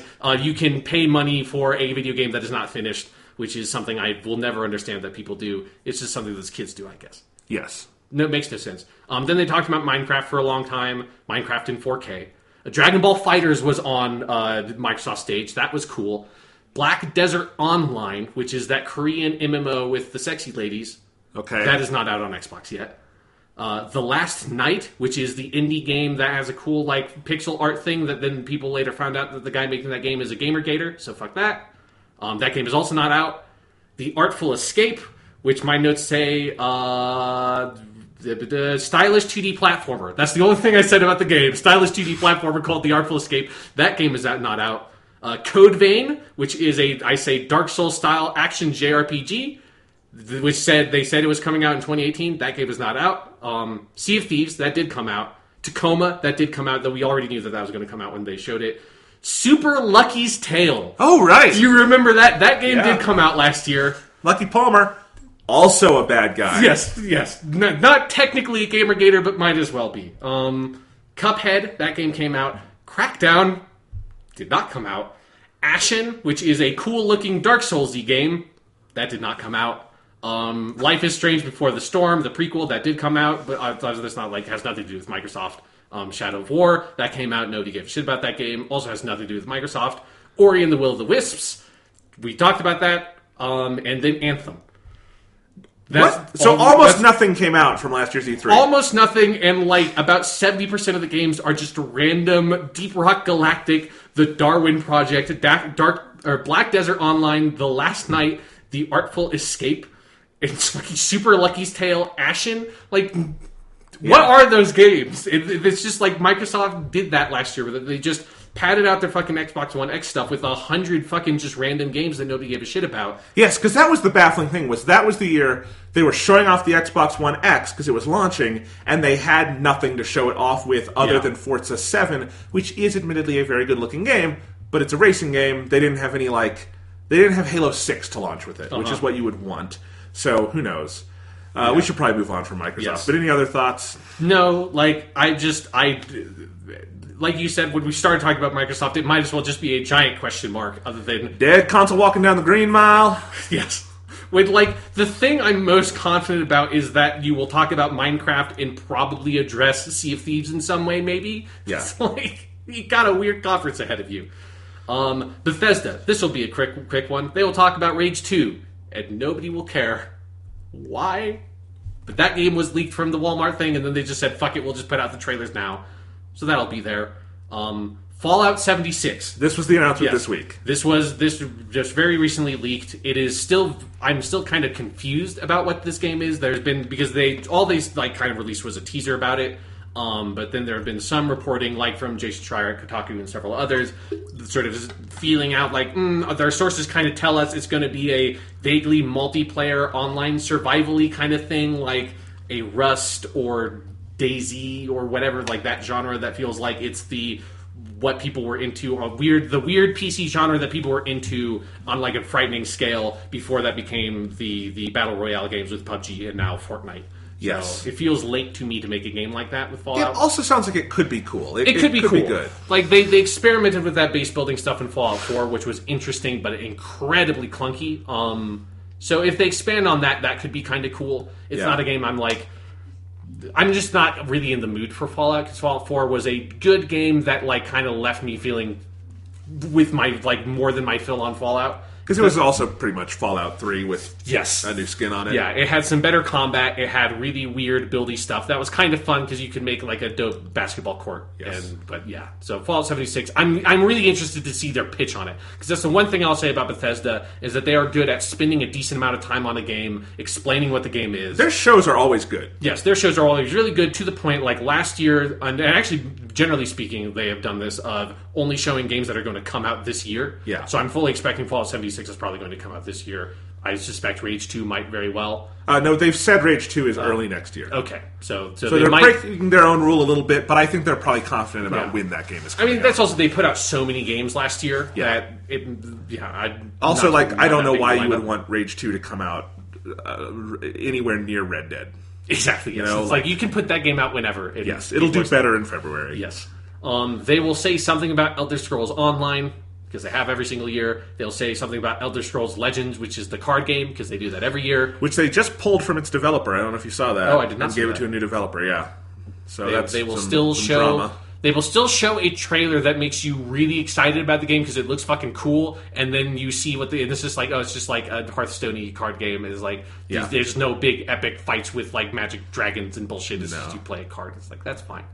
I would rather watch Pride Creepo or something. Yes. Then that's all the stuff that I have confirmed that we know is going to be there. Elder Scrolls 6 ? No, not this year. Yeah, I don't think this year either. There is a game that has been rumored for a while called Starfield, which is a rumored Bethesda Game Studios game, which is their like Fallout Elder Scrolls studio that makes their big main games. That's supposed to be some sort of space game. People thought they were going to announce it last year, and then pulled out some stuff that looked like maybe they're kind of teasing that they'll talk about this. Because again, I feel like this has been rumored since like 2013 or so. So that might be here. It might be. Yeah. Yeah. What else? Doom 2, Hell on Earth, question That's mark? going to be my question. Do you think this is the year for Doom 2? I want Doom 2 Hell... I'm just going to call it Doom 2 Hell on Earth because they have to give it that subtitle because it'd be so funny if it's just like they make it that difficult to Google this fucking video game. But yeah, Doom 2 Hell on Earth. I hope it comes out. I hope they are making that game. If it comes out this year, that'd be cool. I just want them to make it. I think it's possible we get an announcement. Yeah. I don't know if it'll come out this year, but I think the thing that makes me think that it's not going. I hope that it's in development, but I don't think they're going to show it this year, even if it is in development because of Rage 2. Yeah. I don't think they're going to show two hyper-violent first-person shooters. Yeah. If they don't need to, and just give Doom 2 its own space next year is how I feel that'll probably work out. Yes. Next up, Arcane Studios games. This is the studio that makes Dishonored and Prey, both games that Dishonored 2 and Prey did not sell well. So I don't know what that studio. Bethesda is a studio, or is like a publishing arm that does right by the studios under it. Like they don't do the EA thing of just we're going to kick you out to pasture. Right. But I also don't know what that means for the games that Arcane Studios is going to make, considering that Dishonored 2 and Prey are both sort of in that kind of same simulation-y, first-person shooter exploration genre thing. Right. Well, Bethesda's in a weird space. They don't make the kinds of games that generally, outside of a Fallout 4 or an Elder Scrolls 5 or something, that sell hyper well. They don't do microtransaction-y games. They don't do the games as service thing. They no one else makes a Wolfenstein 2 kind of thing where it's just a campaign and they put it out. But that also means they're kind of out of lockstep with the industry. So I'm curious about what those kind of moves could be. Me too. I would be interested to see if Arcane Studios is there. They only have a tease because again they put out two projects really recently because they put out Dishonored 2 in 2016 and then Death of the Outsider, that big DLC expansion, last year. So I imagine that if they are working on something, it's still a bit off in the future.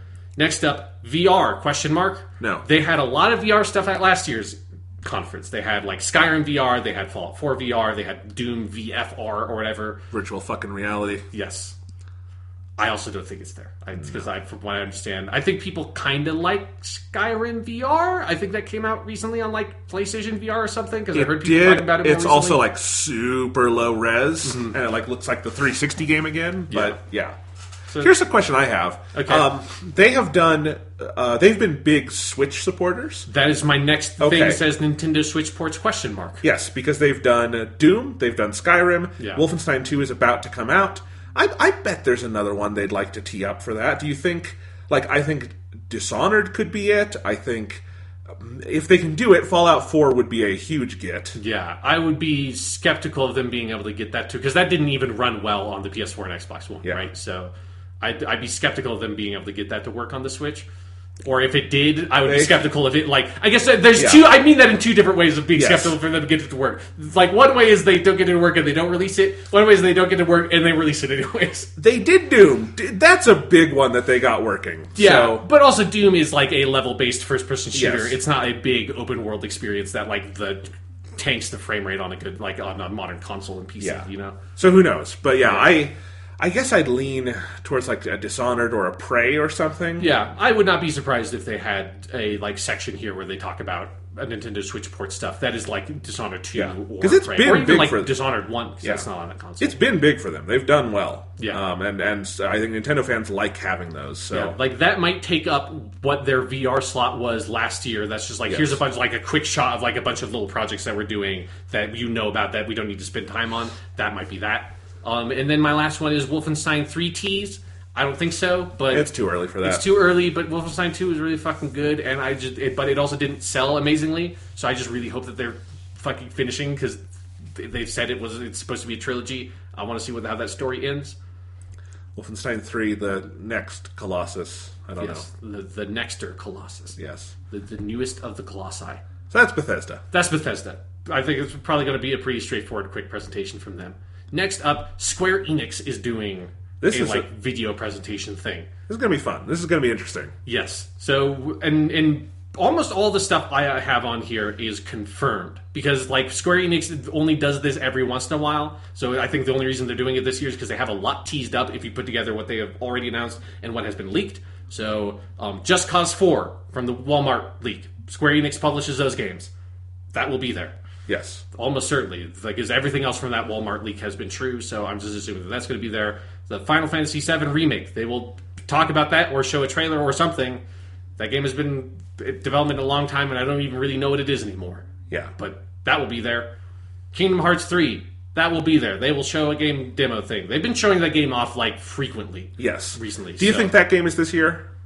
I don't remember what I said on our bet thing we did. I took that as my first seed draft. Okay. So I don't even remember if what we picked was what was supposed to come out this year or what was not. I have no memory of it. The draft was games that we don't think will come out this year. Okay. So then, yes, it is coming out this year, okay. Asshole.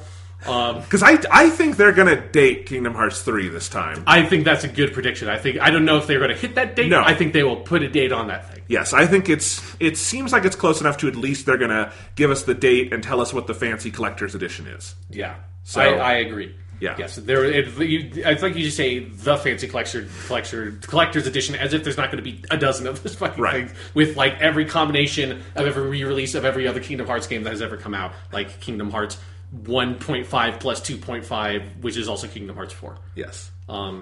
Dragon Quest 11 for an American release. We already knew that's coming. Yes. Yeah. So we know it's happening. Do you think they talk about it? Oh yeah, they talk about it. My hope is that they say, we listen to the fans, and we're sorry we upset you with this. We are going to put it out on 3DS over here. And if not... That would be such a, like, niche-like thing to put into your, like, E3 press conference. I'm not getting it on PS4. I want the 3DS version. I don't blame you for feeling that way. It's I just don't think they're not doing it. I don't think they're going to address that issue on their E3 press conference. If they are reversing that decision, they might reveal it like in a press junket around their E3 press conference. I don't think that they're going to like specifically. Jonathan, I know you were very upset about the 3DS. I'm just saying, they could do a big like showcase for it at the end and say, and due to fan demand, we will also be doing, and they have like, I'm saying 10 seconds, we will also be doing the 3DS version. You forget Square Enix is primarily a Japanese company, so they will never admit wrongdoing in any way. To like, even if they do reverse that decision, they will not say it as if they have reversed the decision or recognize that they have listened to the fans in any way because they're a Japanese company. So maybe, surprise, it's also coming to 3DS. No, they will say Dragon Quest XI releasing in America on Nintendo Switch, PS4, Xbox One, and 3DS on these days. They're not doing the Switch version. That's still delayed. Well, with that, we'll have the Switch version will be like projected 2019 or whatever, right? Yeah, that will be how they say that. Yeah, they're going to show it though. Yes. Dragon Quest Builders 2, which I have next to that, because so in parentheses, how I made my list was in parentheses is where the leak came from, and my leak for that is Walmart ? But we know that game is happening. We know that game is happening, but also the Walmart leak says Dragon Quest 2 on it, so I don't know if that's... We both assumed that it's Dragon Quest Builders 2. Either that, or it's like someone didn't know how the number 11 works for Dragon Quest 11, or they are, I'm hoping, re-releasing Dragon Quest 2, which is the Final Fantasy 2 of Dragon Quest games. As someone who's played Dragon Quest 2 in Japanese, that's not a fucking game that you want to play. It's weird and bad, but kind of interesting from a historical perspective. Yeah, I mean, Dragon Quest Builders is a phenomenal fucking game. Yeah. I do think 2 is probably later this year, and I think they're going to do a big showcase of it, because everyone likes it. It's a Minecraft style, anyone can play it. Yes, and I want to play it. So, and I hope... Builders 1 is so good. I hope they don't put it out this year. I hope they put it out in like January or February of next year so that I can play it, because if they put this thing out in like October or something, fuck you, I'm not going to have time to play this game. Yeah. Shadow of the Tomb Raider, which we know about. Yes. They will say that because they will show a trailer. Yes. Because they make those games. Octopath Traveler, which releases July 13th. Yes. So the only reason they wouldn't show that is because it releases so soon, but generally speaking, in that kind of situation, they will show like a launch trailer or something at their E3 press conference. Yes, and I assume we'll also see a lot about that game at the Nintendo show, so it's just a matter of where we see what. Yes. But yeah. Yeah. And then the only one I have that is speculative is a new Yoko Taro project, which would be like a Nier Automata 2 or something akin to that. because the last time that Square Enix did an E3 press conference was when they announced Nier Automata, which I rewatched that a couple of like months ago because I was interested in like how would I have received this when this was announced? It's like it's a fucking gobbledygook if you've not played Nier and have no idea who Yogotaro is. Isn't it a little too early for another Nier? It's probably too early, but that game did so much better than a game like that should ever do. Like, it sold like 2 or 3 million copies, which that should be a sub 1 million game. Like, that's the first Yogotaro game that has ever broken 1 million sales. Yeah. So I would not be surprised if, like, they tease something or do something like that, because I don't think that if he's making another game, if he's, like, helping develop another game right now, I don't think that a game that he makes is probably not going to take like 3 or 4 years. It's probably more like a 2 to 3 year development cycle. So we will see. We will see. That's one I'm hoping for. I don't really think it'll be there, but that'd be cool. Nier Automata. Fuck you. Ubisoft. Ubiquitous software. My first point is, will Aisha Tyler host this year, because she wasn't last year and it made me sad. Is that actually Ubiquitous Software? Is that where that comes from? That is where their name comes from. I don't think they... That's how I know that it's pronounced Ubisoft and not Ubisoft. And if you've ever said Ubisoft, you're wrong. That is so Canadian. Ubiquitous Software. It's a very presumptuous title for a fucking company. If you ask me. Like, you make some good video games, and I appreciate you, Ubisoft, but you're not fucking ubiquitous. That's a bit much. All right. Anyway, I hope Aisha Tyler's there. Probably not, but I don't know. Yeah, if she skipped a year, it would... Because she did skip a year last year. I hope that was for, like, she was doing something else, because I like her. And we missed something from her not being there, because she's done them, like, every single year we've done this podcast.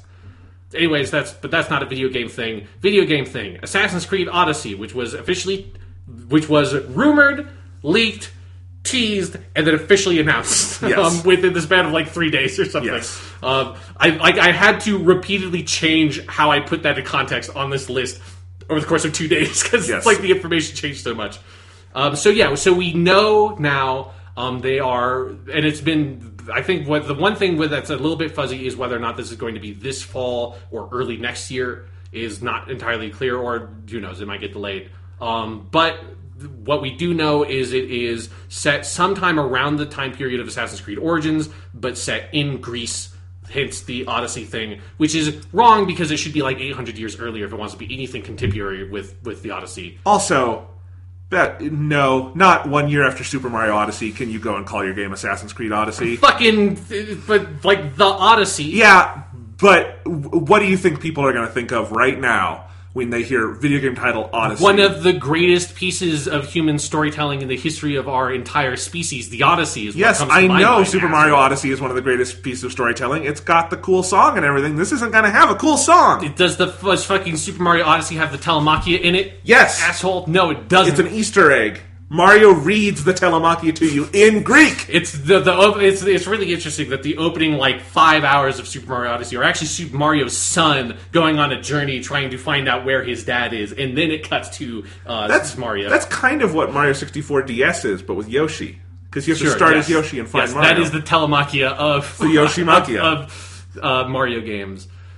Anyway, I think it's a bad title to pick at that soon on the heels of Mario Odyssey, but whatever. Yeah, I think it's a bad title to pick if you're setting this game sometime in like the very late, like close to the year zero BCs. Like if you're going to set it in ancient Greece, but I saw some people saying it's set in ancient Greece. It's like that's not ancient Greece. Like it's like the way that people said ancient Egypt. It's like it's not fucking ancient Egypt. But there's been disagreement on whether or not it is a direct origin sequel in the same time period, or if it really is ancient Greece. Yeah. Like, reporters have heard different things. I'm guessing, because it sounds like the thing is that they want this to be a direct follow-up to Origins, so it probably is the same time period. Because, the Egypt-Greece stuff is so close geographically, and then, like, there's so much crossover there. And there's a bunch of Greece stuff in Origins. Yeah. I know you have because, Ptolemy was descended from, like, the Greeks and Alexander the Great and stuff. Yeah. Assassin's Creed Origins is really good, so... Yes, it is.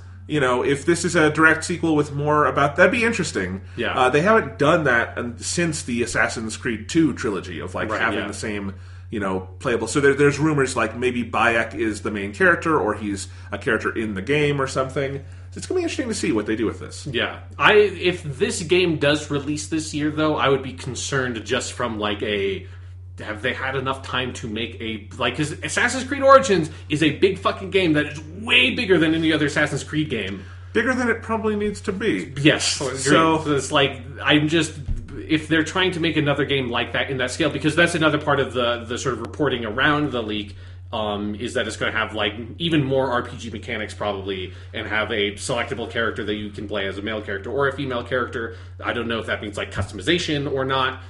What they look like. I liked Origins. I cannot play an annualized open world franchise. No, that's a bad strategy. I do not have the energy to play another one of these fucking games this year. You know, the Persona games are like my favorites ever, but if you had Persona 6, you know, next week and it was another 100-hour game, I'd be a little bit like, okay, like, slow down, guys. That's a lot. I'll play this because I'm obligated. I have a blood pact on this podcast to play all these games. But if like we fucking imported the fucking Japanese version of the rhythm games, we would play it.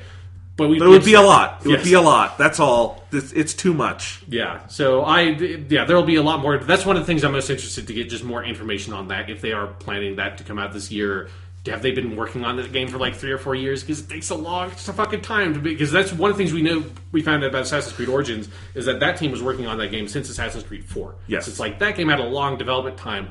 I don't think they would give Assassin's Creed Odyssey has like that space to have had that kind of development. Anyways, next up, Splinter Cell. This is from the Walmart leak, the infamous Walmart leak of 2018, where the video game companies are going to retaliate and try to destroy Canadian Walmart or something. Something's going to happen. But yeah, I have in my E3 2017 notes, if I can find it, I have like no Splinter Cell. What the fuck? I think at the very bottom, just no Splinter Cell. And that's the last thing I have to say about the Ubisoft E3 press conference in my note. Is just no Splinter Cell. Period. Very disappointed.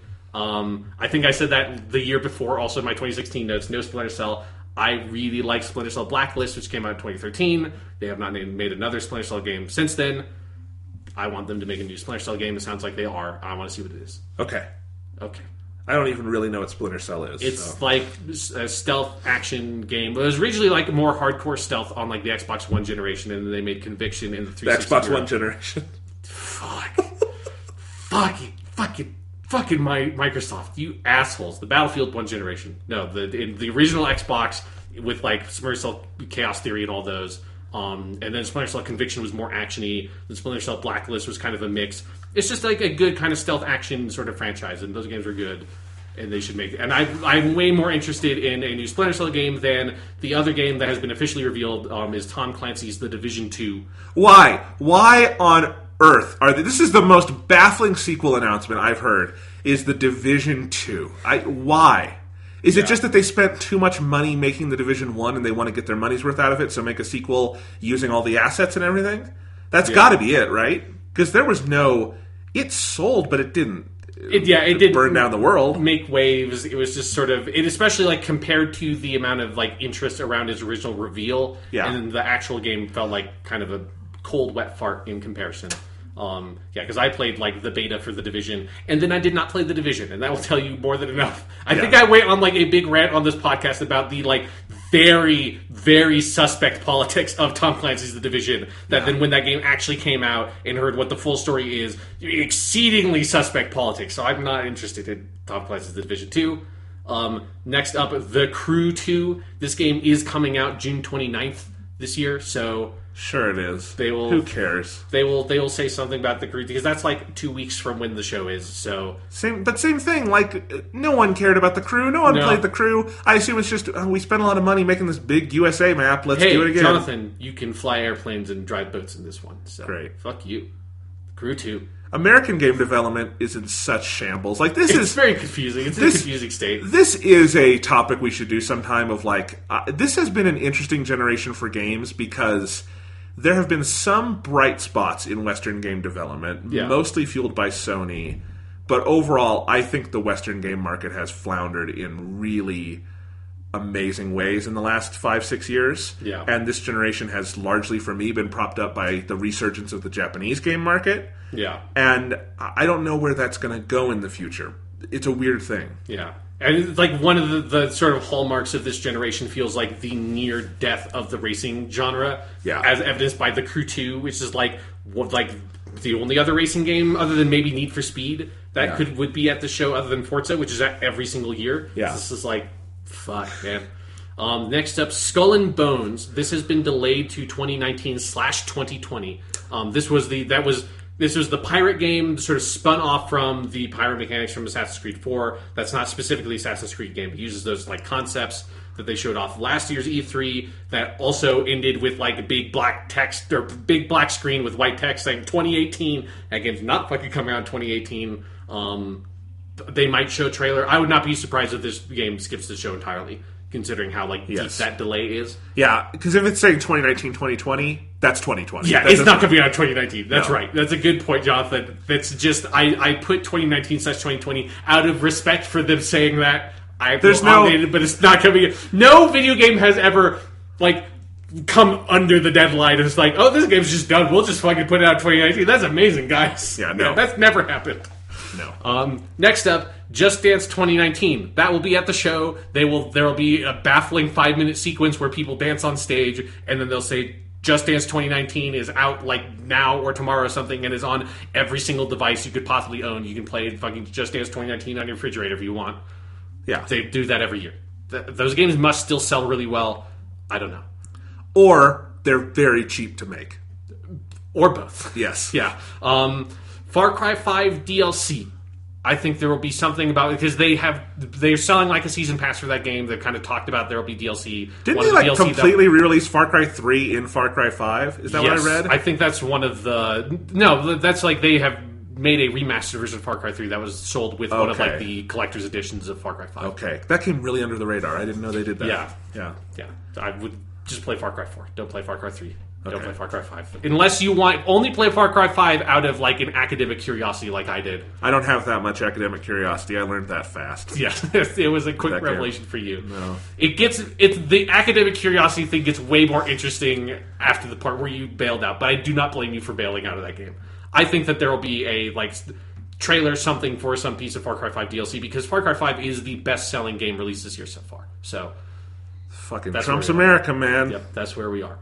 Starlink Battle for Atlas. What? This is a game that they premiered last year. I think it's supposed to come out this year. I don't know if they delayed it or not. It is a Toys to Life game because that's still a genre that people are making, apparently, even though I think Activision is not going to have a Skylanders game or anything like that this year. But that's No. Yeah, so Disney Starlink Infinity's- Battle for Atlas. Yeah. Weird. Okay. Yeah, Disney Infinity is gone. It's gone. Lego's Dimension, I don't think they're making any new stuff for that. That's done. Skylanders kind of isn't much of a thing anymore. Even Nintendo's way ramped down Amiibo stuff. Yeah, and Amiibo isn't even quite what those are because Amiibo's like cross games. Yes. These are all like in their own weird little things. But yeah, I hate these titles, Starlink Battle for Atlas. It's so fun to say. This is a game I had completely forgotten about until I looked at my notes from last year's E3. Yeah. Like, oh fuck, right, they did that. It is also one of the games that we'll talk about more at Nintendo's thing. This is one of the games that was leaked to have a Switch. No, actually, it was always going to be on Switch, but it was leaked in the image Yes. with a bunch of Switch games, some of those being ports that were not announced yet, but it's going to come out on the Switch. So Right. that indicates to me that they will talk about it at this show, it was either they will talk about it at this show or this game is canceled. I think it's going to be both. I think they're going to talk about it at this show, and then they're going to cancel the game because you're going to lose so much money. You're going to lose so much money releasing a fucking Toys to Life game because you have to manufacture all this bullshit and nobody's going to buy it. And it's going to be maybe this is their strategy to fuck over Canadian Walmart, just like dump a bunch of bullshit on themselves that like pushes out all this other merchandise, and the Canadian Walmart's like, I don't know what to do with this. Like even Americans aren't buying this fucking bullshit game. You think Canadians are going to fork up even more money in Canadian dollars for Starlink Battle for Atlas? Assholes? I think Starlink Battle for Atlas will be announced as a Canada exclusive. And that's how they do it. Yeah. American Walmarts don't even get it. They're spared. Yeah. I'm curious to see how they're going to pitch this game because it's such a just like fucking faceplant. It was a faceplant thing to do last year. It's more of a faceplant thing to talk about Toys to Life genre this year. Yes. Like you might as well talk about a VR thing, which transitions me to the next game, Transference, which was another game they talked about last year, which has Elijah Wood involved in some capacity, and it was a very confusing demo trailer. This is something they basically have kind of low-key said that we're going to talk about this at some way at E3. So I suspect there will be another confusing Elijah Wood-related trailer, and that is the only VR thing I'm actually confident about that will be at this show. Yes. Is this weird Elijah Wood thing called Transference. Next up is my more kind of speculative stuff. Do you think that there will be anything related to South Park? Because there has been a South Park related thing on Ubisoft stage every year, I think, since 2013. God, I hope not. I want South Park to die. I want it to die so bad. If I were Thanos and I had the Infinity Gauntlet and I could snap my fingers and make things go away, one of them would be South Park. I mean, I'd probably get rid of like Trump first, but then South Park.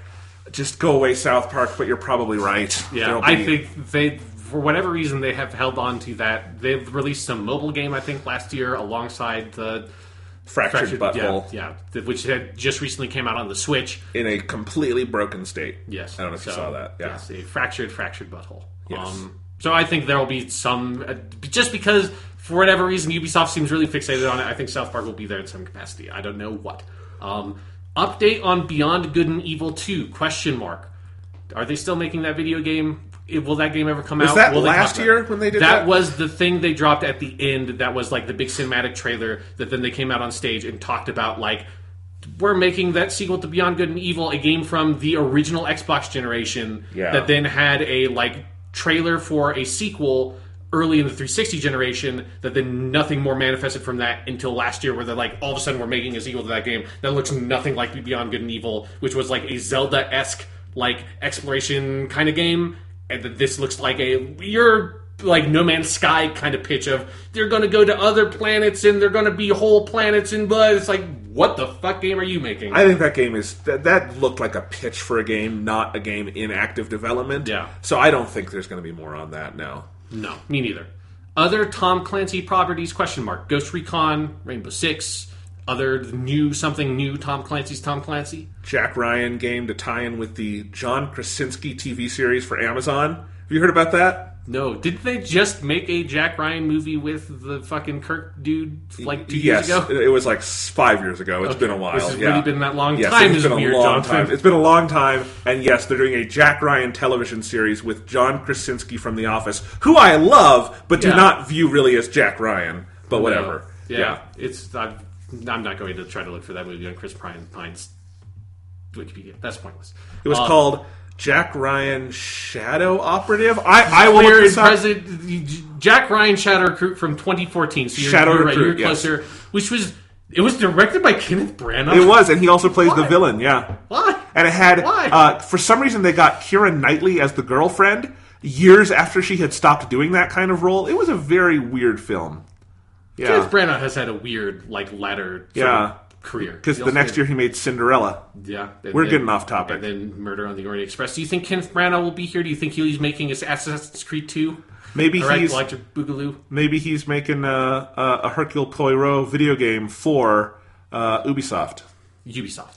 Ubiquitous software. They're ubiquitous. They're so ubiquitous. They're going to do an Agatha Christie game. Yes. I want Kenneth Branagh on the Ubisoft stage. I don't know how you get him there. Maybe if Aisha Tyler's not coming back, they get Kenneth Branagh. At one point, EA had the license for Harry Potter. I don't know if they do anymore. I think that's reverted to WB. But they could do a Gilderoy Lockhart spin-off game. That's what Kenneth Branagh played in Harry Potter. I'll take your word for that. Yeah. We are really off topic. Moving on. Nintendo stuff. So last year they had Mario's vs. Rabbids. Yes. The Kingdom Battle or whatever. Do you think they have a sequel to that? Do you think they talk about Well, Switch ports? What do you think's going on? They're definitely going to do something with Nintendo. Because this time, their love affair with Nintendo has paid off. Yes. Unlike it did on the Wii U. Like, hey, we're going to put out Rayman Legends on the Switch. Fuck you guys. There's that big DLC coming out for Mario plus Rabbids Kingdom Battle, the Donkey Kong one. The Donkey Kong game. And they showed that off a little bit on the Nintendo YouTube channel recently, and it's a big thing. It's like it's a whole new island. It's like a new campaign. So it looks very cool. That feels like something Nintendo's going to show off, not Ubisoft. Yeah, I don't think Ubisoft would show DLC for that game on their stage. But I think they do something with Nintendo. I mean... Yeah, I agree. Yeah, I just don't know what in all the lineup of stuff you're talking about would be the Nintendo thing this year. But maybe it's something new. Like, they also could be in the business of just making different games for Nintendo because they know that'll do well. So maybe there's a different property they'll do something with. Who knows? Yeah, I'm almost positive that there'll be some Nintendo-related thing, whether it's a new game or ports of old games. Ubisoft is like that friend who's been there for Nintendo through thick and thin. Yeah.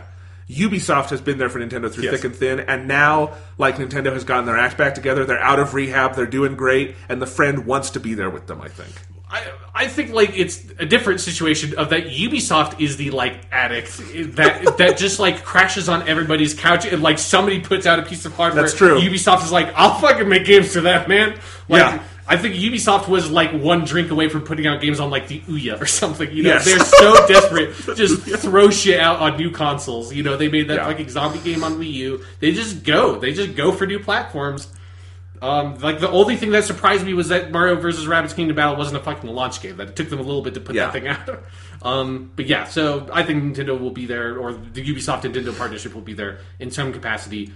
Maybe the Rabbids will be in Super Smash Brothers. Maybe they say that or something. Oh boy, that would be wild. That's going to happen. Now that I've said that, I had not had that thought until I just vocalized it. You're probably right. That is 100% fucking happening. Like, there's going to be a whole, like, it'll be like Pokemon Trainer or something. There'll be a whole team of, like, Mario Rabbid and Peach Rabbid and Luigi Rabbid, and they'll, Honestly, they'd probably make it really good. Like, that's the weird thing. Because I'm not saying it'll be bad. Yeah. I think it's happening. Yeah, no, it's that's happening, definitely. Okay. Yes. That might be on Ubisoft or it'll be at Nintendo. Watch Dogs, ? Watch Dogs 3, ? I should have put there. Or maybe just Watch Dogs the movie, who knows? Oh god, Watch Dogs the movie. They're still trying to do that, right? I think so. I mean, every fucking big game is trying to be a movie some way. It's so stupid. Yeah. Watch Dogs is like the most pathetic franchise of this generation. They tried so hard to make it happen. It didn't happen. But they're probably going to do Watch Dogs 3 anyway. Yeah. So who knows?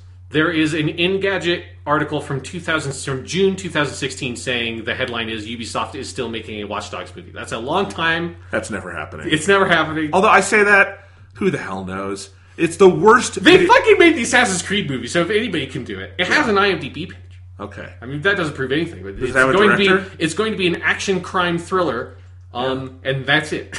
That's all the information they have. It also, there's a thing that links to The Splinter Cell from 2014, which is a live-action video game adaptation that follows the early years of Sam Fisher as he becomes the titular hero, The Splinter Cell.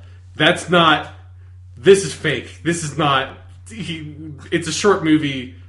No. Okay. I'm leaving IMDb. I can't be on here. All right. Anything else for Ubisoft? New IP / what will... So this is more of the point. Every year since I think the debut of the first Watch Dogs, there has been a big game that they have put at the end, whether it's Rainbow Six Siege or Beyond Good and Evil 2, whatever, that is at the very end of their press conference. Do you have any predictions for that? It can't be Splinter Cell unless they're stupid, because we already know about Splinter Cell. I don't know. I think there will be. I just don't know what it would be. Yeah. No one would have predicted Beyond Good and Evil 2 this time last year. So no. Yeah. So I don't know. Maybe it'll be Tom Clancy's The Division 2. Or Tom Clancy's The Division 3. Okay. Making both of them at the same time. Oh, God. Ubisoft will have something that will probably be hard to predict.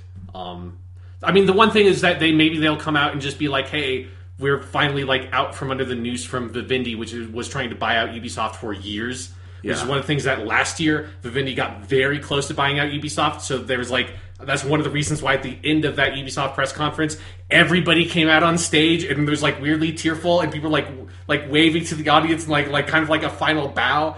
And then that has, from like a lot of stuff like business maneuvering I don't understand, that situation is no longer an issue. So maybe they'll just be like, fuck man, they just like get out. They just like Yves Guillemot, the CEO of Ubisoft, just goes out on stage and gets this drunk. It's just like, we fucking did it, guys!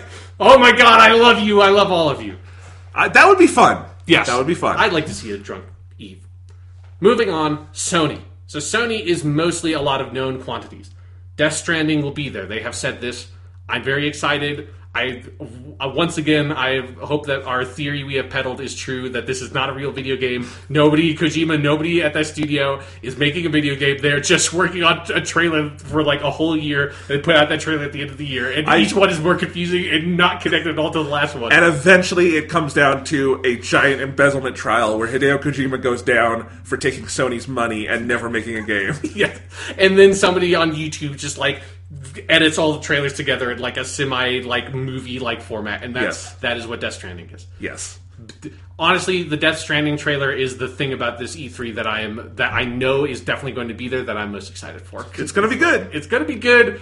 It's going to be weird. I'm excited. Ghost of Tsushima. This is the Sucker Punch like kind of samurai game that they premiered at Paris Week last year. Yeah. Last year. I'm excited to see this game. They've basically just said it's going to be at their E3. Of course it is. But we've only seen a like cinematic, so maybe hopefully we get like gameplay stuff. Yeah. Get somebody on stage with a controller, and the demo breaks the first time, and then they like roll like canned footage of it actually working. Yes. Spider-Man will be there. They have said this. Well, obviously, because it's coming out, maybe. Yes, it's coming. I think it'll hit. I think Yes. we get a specific date, I think, for sure. I think it will come out this fall. Oh, it already has a date. It doesn't have a specific date? Yeah. Good. Because as we went over when they had their big Game Informer thing, I'm very excited for this video game. It was with the Game Informer thing, I Okay. think. So, yeah, I'm looking it up right now. But, Okay. Yes. Yeah. I typed in Spider-Man Sony, and then I realized that that's not a good way to find that video game. It should have been Spider-Man PlayStation. It's Spider-Man, or it's September 7th. Okay. Yeah. Good. Yeah, I think it'll hit that date because Sony is pretty good about that stuff. They only put out dates when they're pretty confident about it, with the large exception of The Last Guardian. Yes. That game did eventually come out. I think we get a big game demo of Spider-Man. I think for sure we get somebody on stage with a controller playing that video game. Yes. The Last of Us Part 2. This is another game that they have just said is going to be on their press conference. I think this is also... I'm like looking at this with obviously no Death Stranding is not going to have any gameplay thing because it's not a video game. But I think there's a really strong possibility that all three Ghost of Tsushima, Spider-Man, and The Last of Us Part 2 get pretty meaty gameplay things. I think so. that would be a really good... That would make for a good E3 press conference when you probably don't have a lot of new stuff to announce, but like digging into the games that are coming out. Yeah. That seems like a good way to do it. Because those are big, impressive games to Yeah. have. Yeah, and we have not seen any gameplay for The Last of Us Part 2 or Ghost of Tsushima, so I think that's what we get here. Days Gone has been officially delayed, so I don't know if it's here. My guess is they do not talk about that game.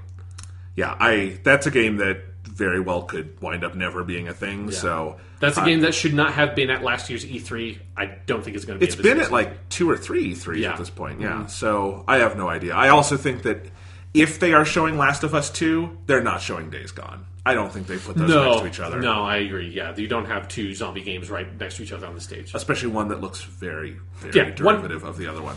Or the other way to phrase it, one of them looks a lot better than the other one. Yes. Like, it's hard to compete with Naughty Dog. That's something that, EA found out with Visceral. Yes. But yeah. Then that's all the stuff that we know for sure. Other stuff that starts speculation. Do you think that they all talk about the games they've already released this year, like God of War and Detroit Become Human, which just came out? No on Detroit. The God of War thing is tough because Cory Barlog came out and said very definitively, no, we're not doing DLC. Yeah. And I feel like it's possible he very soon after that got a phone call from someone at Sony saying... It's like, have you sold like 5 or 6 million copies of God of War? We're maybe making some DLC, my man. Yeah. If they're doing God of War DLC, it'll obviously be there. Yes, because that's what they did with Horizon Zero Dawn last year. They did that Frozen Wilds DLC reveal. I think it's also possible they don't do DLC for it that way. It would be weird. It would be very out of character.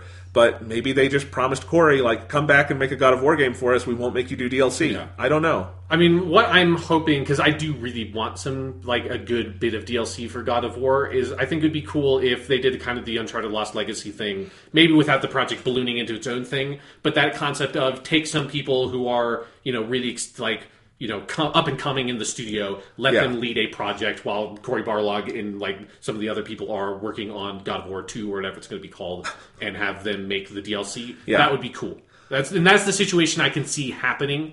That's like Cory Barlog when he said, "I'm not making DLC for God of War." You stress the "I" really heavily. It's like technically he's right. Yes.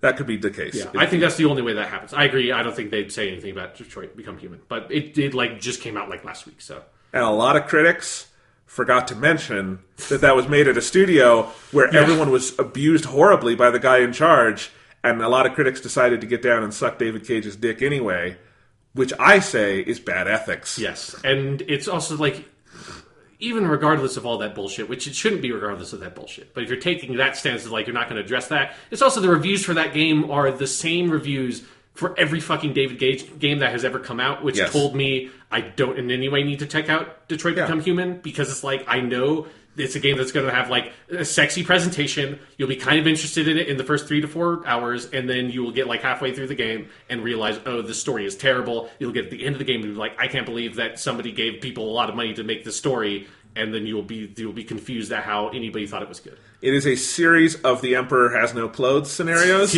But everyone just expects the next time the Emperor is going to have clothes on this time. It's going to happen. Yeah. Yeah, if people listening to this podcast are wondering why none of us have talked about Detroit Become Human, it's because we're not interested in playing it. Yeah, fuck off. Moving on. Destiny expansion. This has been basically leaked by Walmart with the weird Destiny comment thing.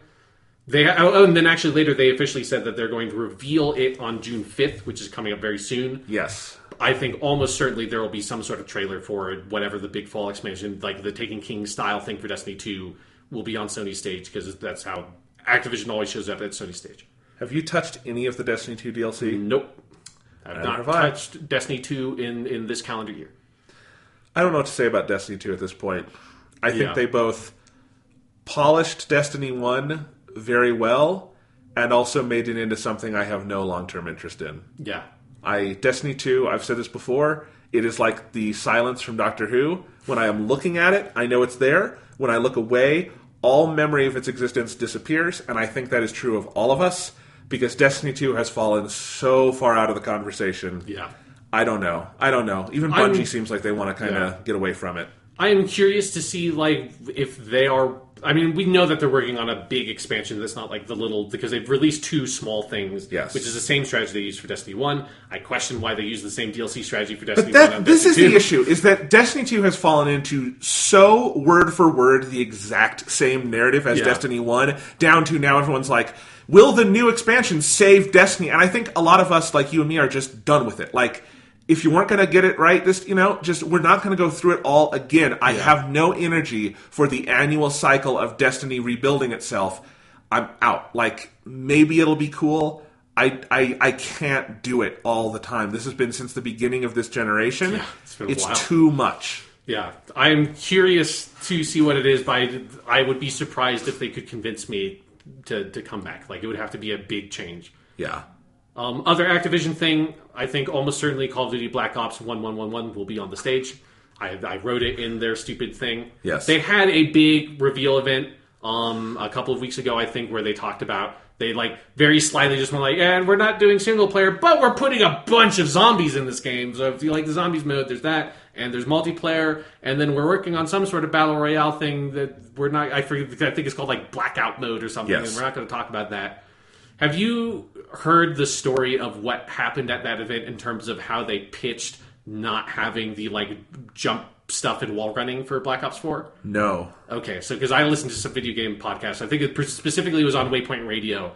I remember hearing this story. Was they had their event, and so like a bunch of the people at these events are like influencer YouTube bullshit people, right? Yeah. And so apparently, again, this is hearsay because I was not there, obviously, but according to multiple versions of the story I've heard, they basically went out on stage and they said, "Is this game going to have jetpacks in it?" And everybody, not everybody, but the Call of Duty people, the comments went, "No!" And they're like, "No, it's not. Is this going to have wall running in it?" And everyone went, "No!" And it's like, "No, this game's not." And it's like, it sounded like it sounded terrifying to me. It sounded like you're at like a fucking like the most, well-attentioned, like not evil version of like a fascist like assemblage of people. It's like, what is even happening here? It's particularly baffling because all that shit got introduced in Black Ops 3, which was a game that these people telling you that all that stuff is bullshit made. Like, they made the one that introduced that stuff.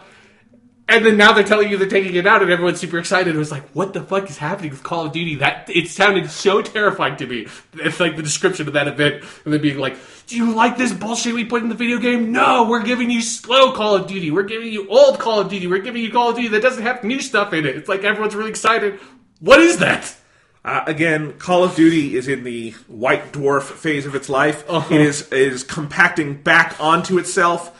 For its slow heat death, when it finally just kind of disappears into nothingness. It becomes a neutron star, and if they're very lucky, it will beat neutron degeneracy pressure, which is when it shrinks to like an incredibly small size, and that's when all the material around it slams into it, but you can't get anything denser than something that has beat neutron degeneracy pressure, so that all the material blasts out and it becomes a supernova, and then maybe if it's a really big, neutron star, it then overcomes a certain area of gravity that then it starts sucking in light.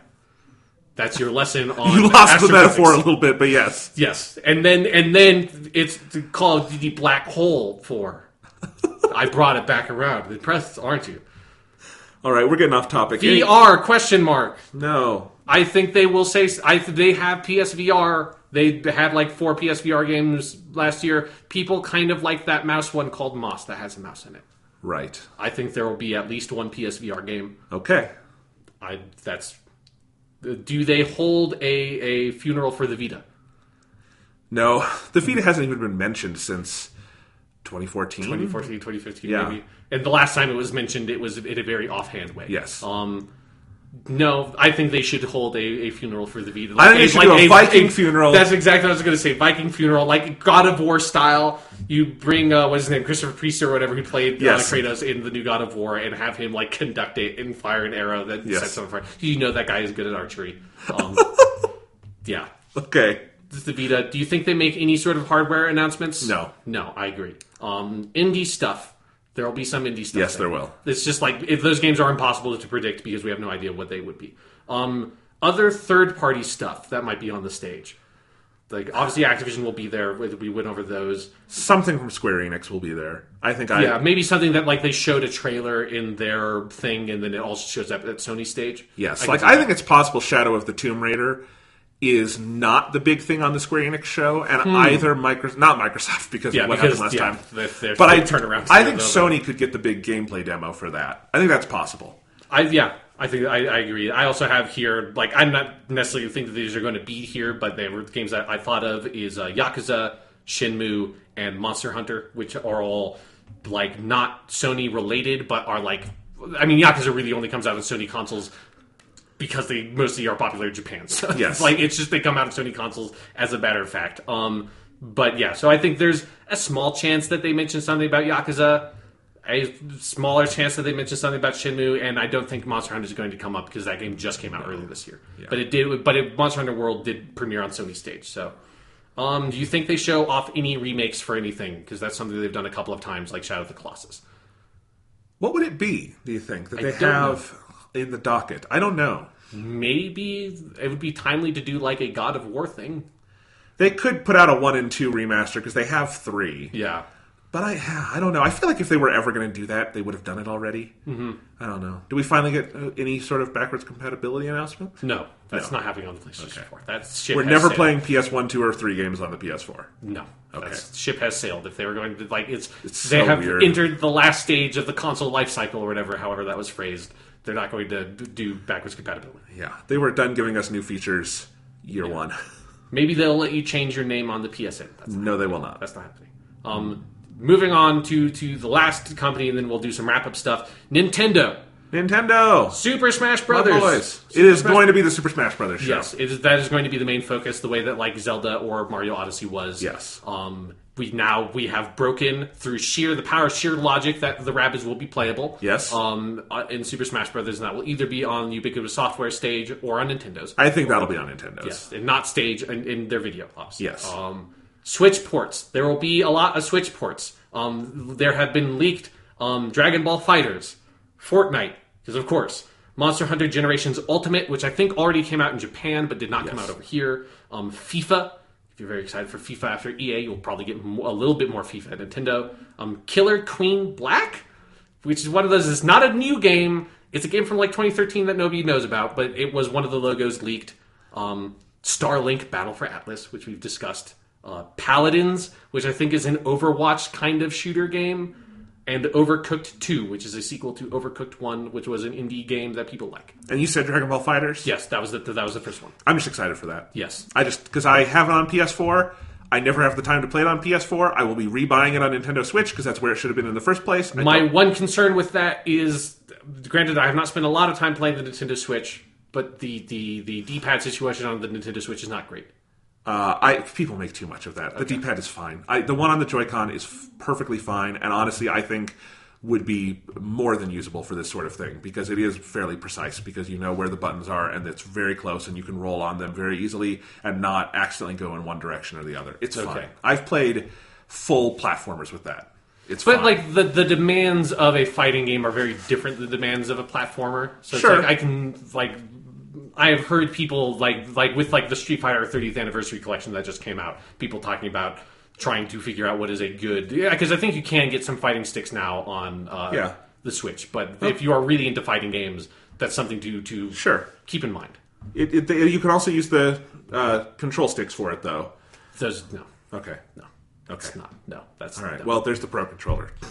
Yes, but but I thought it doesn't like the D-pad on that weird, Yeah, because it's it not like very has good. like weird input stuff. It does. Yeah.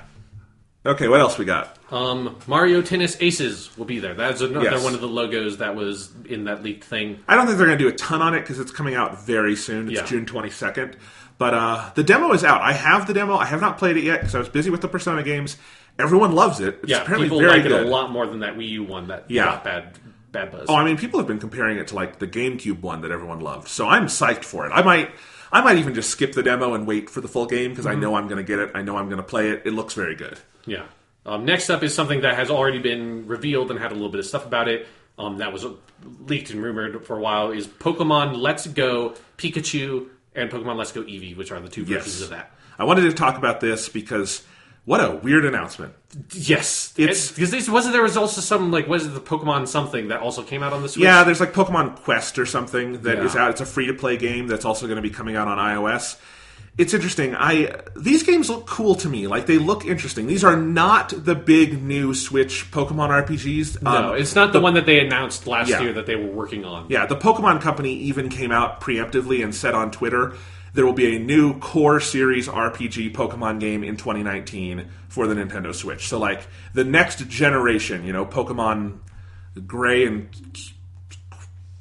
Purple. I don't know. Pokemon, fuck off. We're done with titles. Yeah, whatever it is, that is not this. Pokemon 2. But I did like watching the trailer. There are some cool things about this. Like it's Pokemon Go related, but it is also a remake of Pokemon like Red, Blue, Yellow. Yeah. So it's in the Kanto region. It is a full like 3D game now, which looks kind of cool. Like I don't think the graphics are as developed as they're going to be in next year's title. Yeah. But it is still kind of cool to see a big home console Pokemon game like this. It's cool to see Kanto again. It uses the Pokemon Go mechanics for catching Pokemon, but then there are also battles, so I'm not sure what the relationship between those are. Seemed like that there are trainer battles, but Yes. but every time they found a wild Pokemon in the grass, there was no combat with Right. them, and like not just like there was no combat, like the menu did not have a fight Yes. option, so it just seemed like you would counter wild Pokemon and you just catch them, but you have trainer battles. So I don't know how like the leveling situation, all that works. Either. That's my big question mark. Everything else looks kind of cool about it to me. It seems like it could be an interesting game. They're doing that new controller, the Pokeball Plus, Right, yeah. which looks kind of funny. I don't know. This game could be cool. Like people are kind of down on it, and I get it. I've never even played Pokemon Go. I've never even installed it. It's like it's not a game for me. It's not a game for people who live in Colorado unless you live like in the middle of Denver. Yes. So who knows? This could be an interesting game. But also, like people getting down about it. It's like this is not taking away from your other Pokemon games. This is going to be a little morsel to tide you over. Yeah. One thing that I thought was interesting is because at the beginning of the trailer they had like a long lineup of the different logos of like Nintendo, Game Freak, Pokemon Company, but Niantic was not on there. Niantic being the company that makes Pokemon Go. Niantic is not working on this game. We know that. So I'm like curious to see what that means for Pokemon Go itself in the future, like what this game's relationship to that is going to be. Like obviously it's smart of them to try to capitalize on that Pokemon Go phenomena. I'm just curious if this is going to have that crossover appeal. Yeah. Like anything Pokemon related is going to be successful by like relative margin, but I'm curious to see if like the casual crowd that went for Pokemon Go will not go for this game because like hundreds of millions of people downloaded Pokemon Go. They have not sold hundreds of millions of Switches. Like the scale is just different, right? Right, but I don't think they're expecting hundreds of millions of people. I think they're expecting to sell in a holiday period where they are also going to have Super Smash Brothers. Having a Pokemon game out there is smart. This is going to attract not necessarily like your grandma who never played anything else but tried Pokemon Go, but it is going to attract maybe a lot of people who don't play Pokemon regularly, who are getting because a lot of people getting a Switch are people who have not owned a console in a very long time, if ever. Like, I think this game is going to sell like fucking gangbusters, and I think it's that between that and Smash Bros, the Switch is going to have a huge holiday. Yeah. Like, I would not underestimate this game, and I would also say like we don't know how the leveling and all that stuff is going to work. But this looks like a full Pokemon game. Like, I would not underestimate this. I think this could wind up being a very smart, different kind of Pokemon title. You might have to leave some preconceptions at the door. It could be bad. It could be. But Pokemon games like generally come out with a certain level of polish. Even the spin-offs. There's actually been a lot of cool Pokemon spin-offs. So make a Pokemon Snap too. Yeah, I would not underestimate this thing. I think this sounds interesting. Yeah, I'm really curious to hear more about it because it's like with the trailer they gave, because there's quite a bit of footage there, but there's no context for any of it. So it's like there's a lot of do you just not battle wild Pokemon? Like, what is the larger? Do you go to gyms? Like, how does like that larger structure work? How does because I think they also, one of the things they said that people were disappointed by was there's no online stuff, which seems weird. So yeah, like I'm just curious to get more info about like what that game is, how much of it is Pokemon, how much of it is Go, right? Right. Where's that split? Yoshi for Nintendo Switch. The game's not out yet, and there's still no title for it. They're going to show it. Yeah, they're going to show it. Like, it was just something I was surprised at, because the Kirby one came out and got its title and everything, but like because they showed that Kirby one and Yoshi one at the same time last year. And I thought it was interesting that Yoshi game has not had more info for it. I think everyone's expecting that's like an August game or something. Yeah, so I think that's coming pretty soon. I'm excited to play Yoshi 2 on the Nintendo Switch. Metroid Prime 4. Not this. Well, I don't know. I really don't. We don't so little about this game. Yeah. We don't even technically know for sure who's developing it. Like, there have been reports that it's Bandai Namco. I don't think it's literally they gave it to a Bandai Namco team. It sounds like it's what they did with Smash 4 for Wii U and 3DS, which is that it is a Nintendo internal team, and they borrowed a bunch of Bandai employees to fill the ranks. I think that's what Metroid Prime 4 is. So... But we don't know. I think the other persistent rumor, because I think a lot of people want it to be true, myself included, is that they're going to do a Prime Trilogy port for Switch. Right, yeah. Which they should. And I think if Metroid is here, that'll be the thing, and that'll be later this year. I mean, it would be smart. I think you want that on Switch as a foundation for Metroid Prime 4 eventually. Especially like you're saying, the Switch audience is different than necessarily like the audience that has always been buying the Nintendo home consoles. So a lot of them have not played Metroid Prime. Yes. Or they haven't played it in a very long time, or they only played the first one and didn't play the other two. Yeah, so I think I honestly that would be a prediction. I want it to happen, so I'm a little biased here, but I think we could see that. I don't think Metroid Prime 4 is this year, and Nintendo is very confident about what they show. If it is this year, they'll show it. I mean, honestly, it was uncharacteristic that they teased Metroid Prime 4 at all as early as they did. I think it's honestly, they also had that Return of Samus game coming out for 3DS, and I think they wanted to reassure people that, like, the brand is in good hands again. They wanted to avoid, like, what happened with the Donkey Kong Country stuff of people just rioting because they're not getting the game you want from the studio you want. Yeah. So it's like, don't worry, we're making the thing you want also, but we can also make other games too. Yes, exactly. So... we'll see. I think there will be Metroid something, because I think they want to keep up that hype train. But they've even directly said they're only showing games for this year. And I don't think Metroid Prime 4 is that close. Also because it would be weird to release that and Smash Bros. And Pokemon and Yoshi all around the same time. I mean, I certainly don't think that Metroid Prime 4 is coming out this year. I'm just curious if they're going to say anything about it in that I mean, it's possible they're going to take a Zelda approach to this, because Zelda is the one series they do differently, where they will tease for years. They don't even do that to Mario. Like, Mario Odyssey was 6 months out, we learned about it, you know? I do think it's possible we get, like, maybe a cinematic tease every year for Metroid Prime 4 until the game comes out. But other than that, I don't think so. Yeah, I agree with that. I mean, I would also honestly be surprised if they did some sort of remastered Metroid Prime trilogy. That seems like Nintendo. That just doesn't feel like Nintendo to me. Like, they will do their like Wii U game on the Switch. I don't think they'll go that far back from Metroid Prime. I think it's possible. There I would are not bet on it though. But there have been reporting that that's something Bandai Namco is working on. Sure. So as part of their I deal can with see Nintendo. that, like, if they outsource it to Bandai Namco. Yeah. Okay, Octopath Traveler is releasing. We talked about it Yes. July 15th. It's Switch exclusive, so I would be surprised if there was a trailer. Oh, they'll definitely have that. Yeah.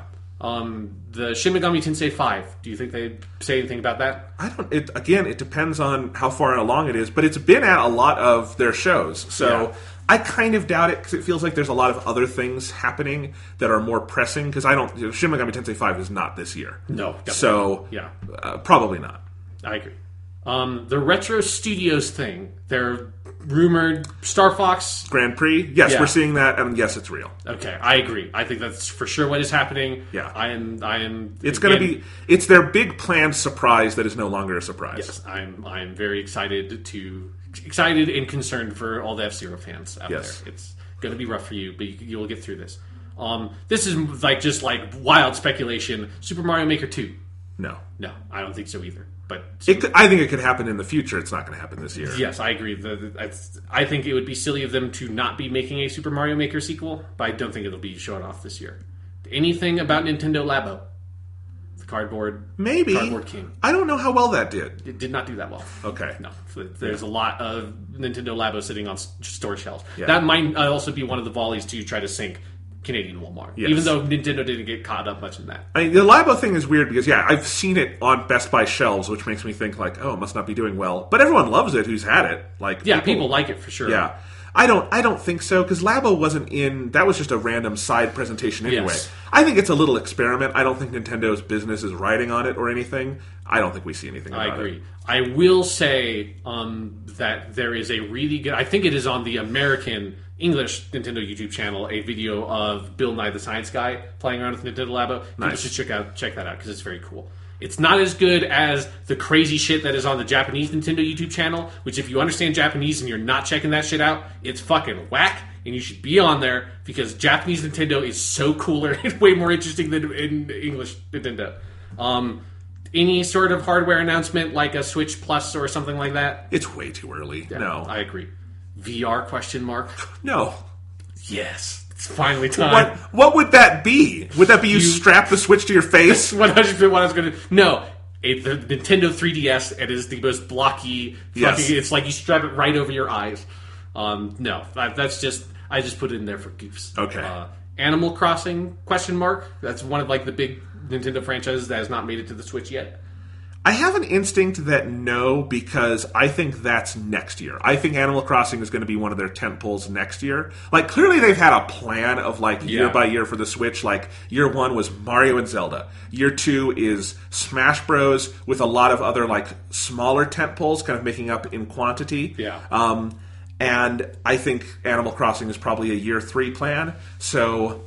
They could do the Metroid Prime 4 thing of, like, there's a tease, it's in development, but I don't think that plays the same when it's Animal Crossing. Or they could do, because don't forget, the way that the Pokemon game got announced was them just literally, like, with, like, a dude in an office being like, we're working on the new Pokemon game also. That's, like, how that game was announced. I would love if that's what it was. If they were, like, talking about something else that, like, the Animal Crossing studio was working with, and then it's like, and the guy's like turns to the camera and is like, by the way, we're also working on an Animal Crossing game for the Nintendo Switch. If Animal Crossing were this year, that would be the most crazy busy year for Nintendo ever, so I just don't think so. Certainly not coming out this year, but there might be a teaser at the most. Any sort of phone stuff, sort of kind of connected to the Animal Crossing thing a little bit. Not on E3. They do their phone stuff. They don't generally show it on E3. Super Mario Run 2. No. Coming to the iPhone near you. No. And that's all I have for Nintendo. But you're the Nintendo guy. Do you have anything else? Yeah, Fire Emblem is a big thing rumored. Oh, I didn't see those rumors. Yeah, I mean, we know there is another big one in development. They've been saying for years that the next mainline Fire Emblem game, so the sequel to Fates, basically, is a Switch game. And there have been varying reports that could be this year. Like, that they're ready for it this year. It has been... Fates was 2015 or 2016. I'm gonna look it up. Well, you know what? I think it was 2015 in Japan, and I think it was 2016 in America. So it's been 3 years, basically. But it was also 3 video games. So yes, it was also 3 video games, and the Switch I don't obviously know how that affects your projections. It's also their first game on new hardware, obviously. But people are excited for it. I think we see something about the new Fire Emblem game.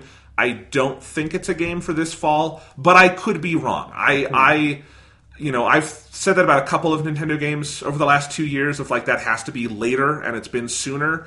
And, Fire Emblem, obviously their relationship with Intelligent Systems is very tight, and they probably had access to the Switch before, any other second or third party studio. So I think we see something about the new Fire Emblem. Yeah. I honestly think the reason why I forgot to throw Fire Emblem on there is because there have been so many spin-offs with like the Dynasty Warriors stuff that it has felt like Fire Emblem is more recent. Right, and we had Fire Emblem Echoes last year on the 3DS. We had Fire Emblem Warriors on the Switch, so there has been a lot of Fire Emblem, but like that core team has been in the background working on the next mainline one. Okay. So who knows? Yes, and you were right about the dates. It was 2015 Japan, 2016 international. So for that team, it was 2015. Yes. They were done then. So I think that they're going to make 4 or 5 video games in one Fire Emblem now, just to say fuck it. I think they are never doing that again. No, it seemed like a lot. I love Fire Emblem Fates, but they are never doing that again. Yeah. I guess the only thing I would say about Nintendo is like Smash Brothers predictions. Like, I think Yes. Smash Brothers is going to be the thing a lot of people are going to come away from E3 talking about this year because it's going to suck up a lot of oxygen. I'm going to I'm type very next excited. to, originally I just had it Smash Brothers. It is now Super Duper Smash Brothers on my list. That would be a great title. Yes. Super Duper Smash Brothers for Nintendo Switch. I don't know. I think there is. I am so curious about this because I think there is still an open question if this is truly Smash 5 or if it is like Smash 4.5. If it is Smash 4 from the Wii U with new stuff, but is it like Smash Definitive Edition or is it Smash Plus? DX or whatever, like what the Yeah. Mario Kart 8 was. Yeah, it was just called Mario Kart 8 Deluxe. Yeah. But yeah, so I don't think it's quite that. It's not just going to be a straight port. I also don't think, just after 4 years, I don't think it's soon enough to have all new Smash Brothers that feels like a totally different thing. But I could be wrong. I don't know. Wasn't Smash Brothers 4 like kind of a smaller step up from Brawl than like one Melee Brawl was, where those were pretty distinct different games? No, I think...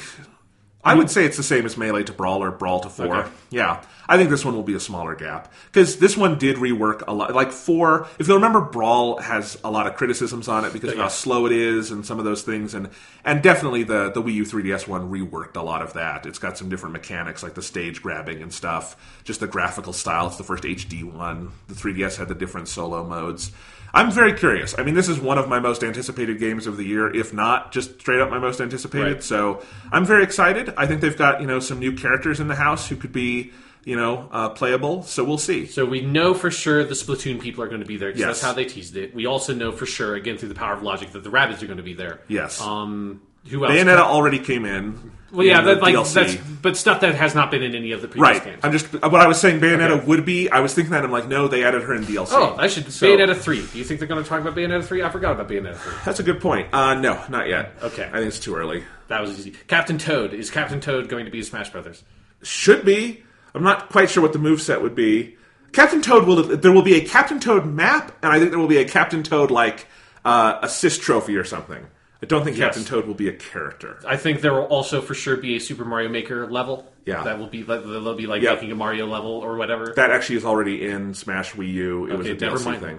It's okay. I think Zelda characters are finally going to get an upgrade in their models. Right, Because they've been Twilight Princess for a while, and even then Twilight Princess looked like the Melee people, so I think we're going to get Breath of the Wild-inspired Zelda people. Yes. I think Mario maybe finally ditches the stupid FLUDD thing and has the cap Did finally. he have that in Smash 4? Yes. What the fuck? Yeah, they did it for 3 fucking games. His stupid FLUDD pack, which is a horrible move that's worthless. It's fucking bullshit. Yeah, they will for sure make him a Cappy Mario. Yeah. I'm looking at some of this stuff. Do you think Goku finally makes it because they're doing the Dragon Ball Fighters port? If Nintendo had that of they do their list of ports, they end with Dragon Ball Fighters, and then they transition to Smash Bros by having Goku fly in with Mario. Yeah. It would burn down the internet. They would win E3 forever. They would shut down E3 because Nintendo had so thoroughly won it. Like if E3 is a competition, they found the golden ticket. It's over. That's what that would be. I think it's unlikely. I do think it's possible. It is feasible. It is feasible. I have also typed into my notes Goku amiibo exclamation point question mark exclamation God, point. that'd be so cool. Yes, they're doing a Goku amiibo, definitely. Yes, whether it's for Super Smash Brothers or Dragon Ball Fighters, Yeah. you get a dumb color both. set for Goku if you get the Goku amiibo. Yes. Fortnite guy. I'm just looking at other games that are coming No, out on Switch. not No, that. Fortnite, but it's so popular. Fortnite guy. Yeah, no. A Monster Hunter. I think Monster Hunter is a character in Marvel vs. Capcom Infinite, so there's precedence. Kind of doubt it. Yeah. They tend to pick very recognizable, That's people true. for this. So That's true. Yeah, I don't know. like the rabbits. Yeah. All right, that's probably enough speculation on Nintendo and everything. We will probably hear about the Nintendo Online service as well. That's true, So yeah. we'll see if there's anything new about that. I don't know. Nintendo's got a lot of balls up in the air. I'm curious about their conference. I agree. Yeah, So- it's one of the more interesting ones. I mean, it's one of the more interesting ones every year. Yeah, and remember they're going to do, as they do every year, their hours of Treehouse stuff, Right, which yeah. they do announcements during. Like we learned about that new Metroid game during the Treehouse thing, and they're like, oh yeah, and it's completely done, and it's coming in 2 months. You know, so I think there will be big things like that too. So it's going to be something to think about throughout that day. Yeah. What else they're going to have? That's actually made me think of another point of conversation around Nintendo is, do you think there will be, and how much will there be of Nintendo 3DS stuff? Some, because they've already shown, we had the conference earlier this year where they announced the Luigi's Mansion thing, We got WarioWare Gold, the next Mario and Luigi one. They're mostly kind of remakes and ports at this point.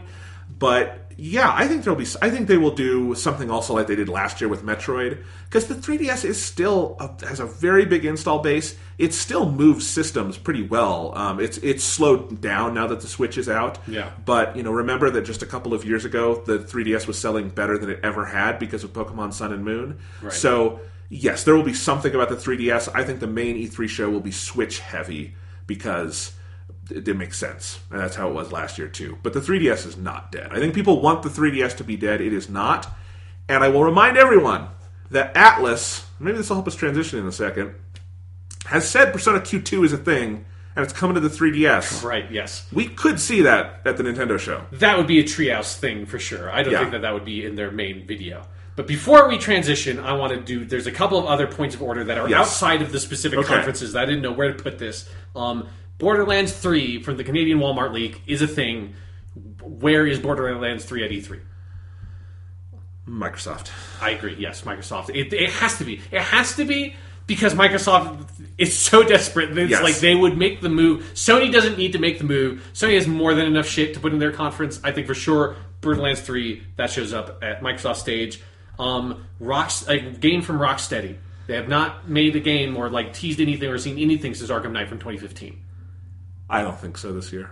No, I think there'll be some. It's been 3 years since we've heard anything. And that's what makes me think we're going to keep waiting. I'm going to be the optimist in this conversation to say we're going to hear something. What do we think they're making? Fucking, I don't know. Finally, that Superman game we all want? They're not making a Superman game. Okay. I don't even. Yeah, I don't know if they're even working on a DC property. I mean, they are. They're making a Suicide Squad game. Yes, they're making a Suicide Squad game based on the movie. And it's a very late movie tie-in. It'll be their Mass Effect Andromeda. It'll be the end of them. But the costumes are going to look so good. Yes. We already talked about Red Dead Redemption 2. How many Battle Royale bullshit games are going to be at E3 this year, Jonathan? Too many. That is the right answer. That's very much the right answer. There's going to be a bunch. I think that's going to be the filler bullshit on Microsoft. There's going to be a couple of those. There's going to be Sean. I just had an idea. Okay. This is if I call this, I'm going to be so happy. Where would you put the over/under on chances that there's a Minecraft Battle Royale announced at Microsoft show this year? Fuck. Oh, I'm right. I'm right. Rabbids and Smash Brothers all over again. You've broken the story through the power of sheer logic. Yes. That because they've been so desperate to find something to talk about with Minecraft, because obviously Minecraft is still one of the biggest video games in the world, even if it's not it doesn't get the attention that Fortnite's getting right now like it used to, but it still sells like crazy. It's still a huge property for them to have. There's just nothing to talk about with Minecraft. Just in fucking Minecraft. There's nothing to talk about with Minecraft this whole console generation, other than we're making more of it. So yes, that's what they have announced. Minecraft Battle Royale. 100 Steves parachute onto an island and they fucking go and make wooden swords and beat each other up with it as giant electric walls close in around them.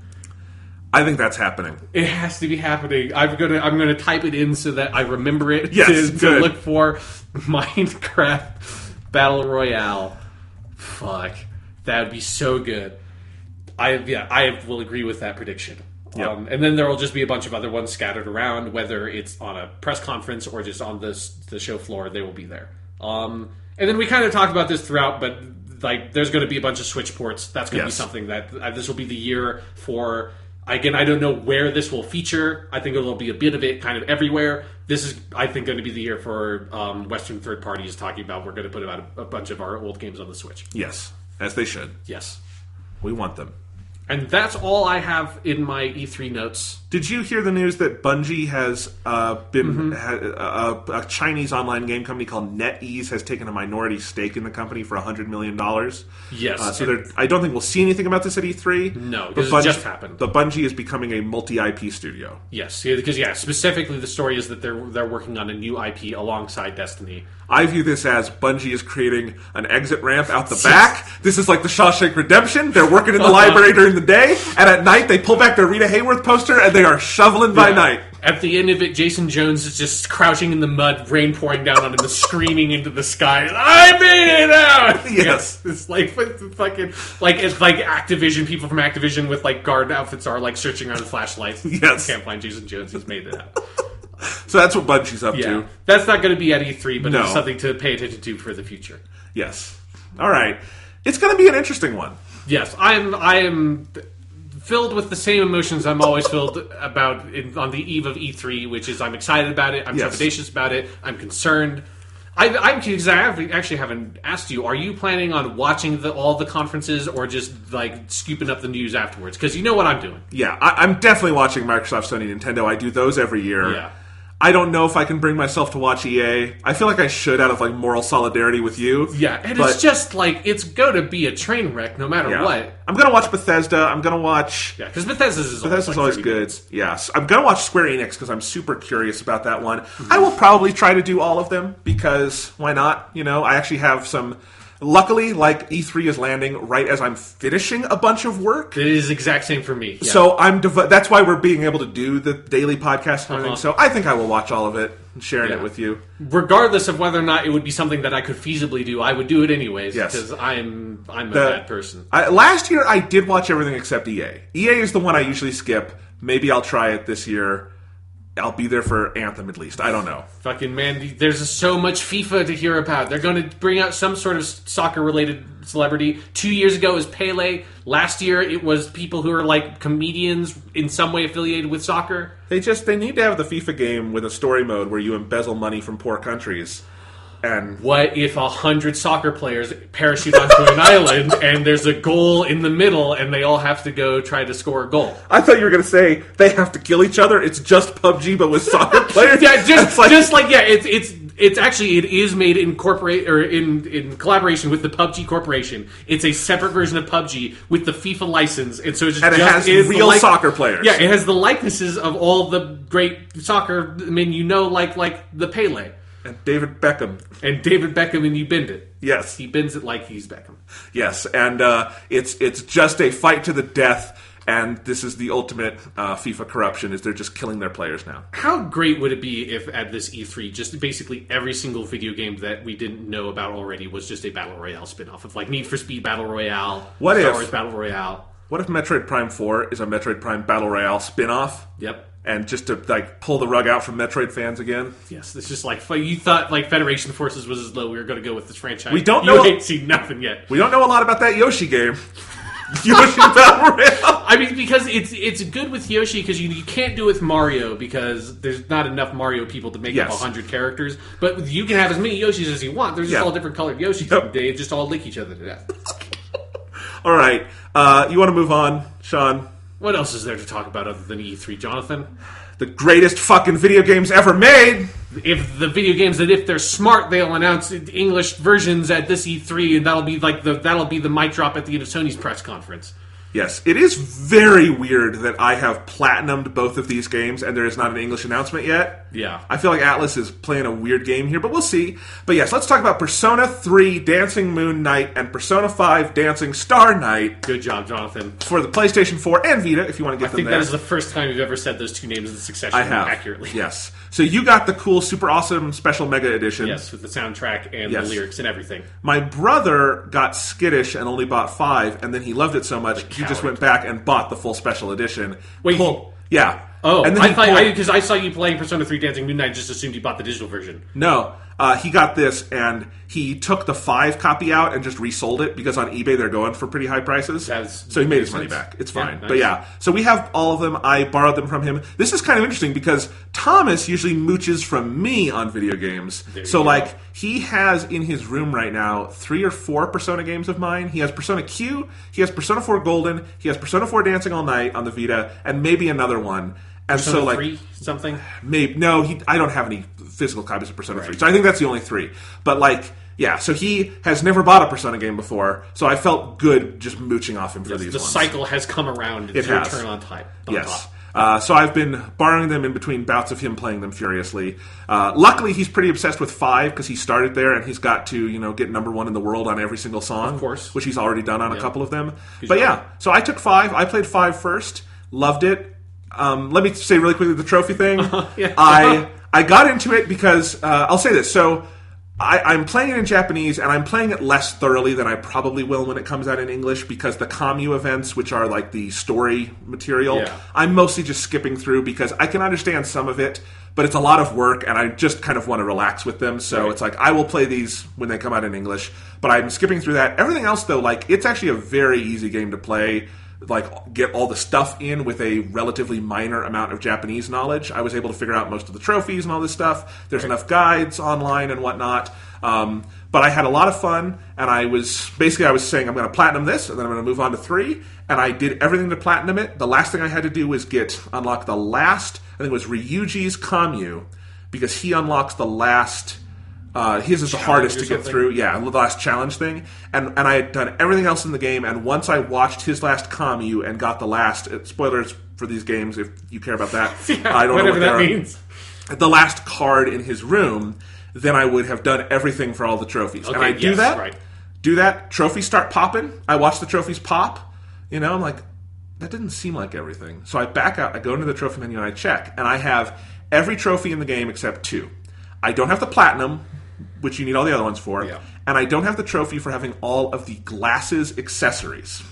And I look, and I'm like, well, wait. There's a whole list of trophies. This is one of those games where, like, you have a lot of cascading trophies, where, like, there is an overall silver trophy for getting every accessory for dancers in the game, but then there's, like, every glasses accessory, every headphone. I think there's half of all the accessories, there's all the glasses, and then there's all the accessories. Yes. So I had every trophy except the glasses, and, of course, this is an impossibility, because to have the other trophies, I had to have all the glasses.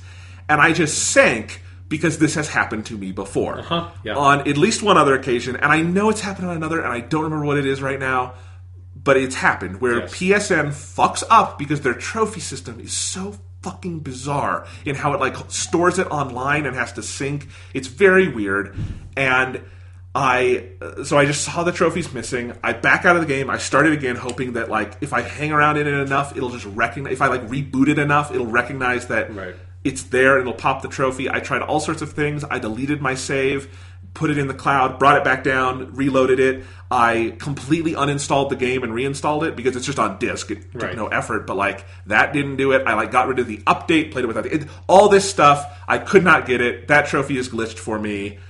I don't know. I think what it might have been, the trophies are a little slow to pop in these games, I've noticed.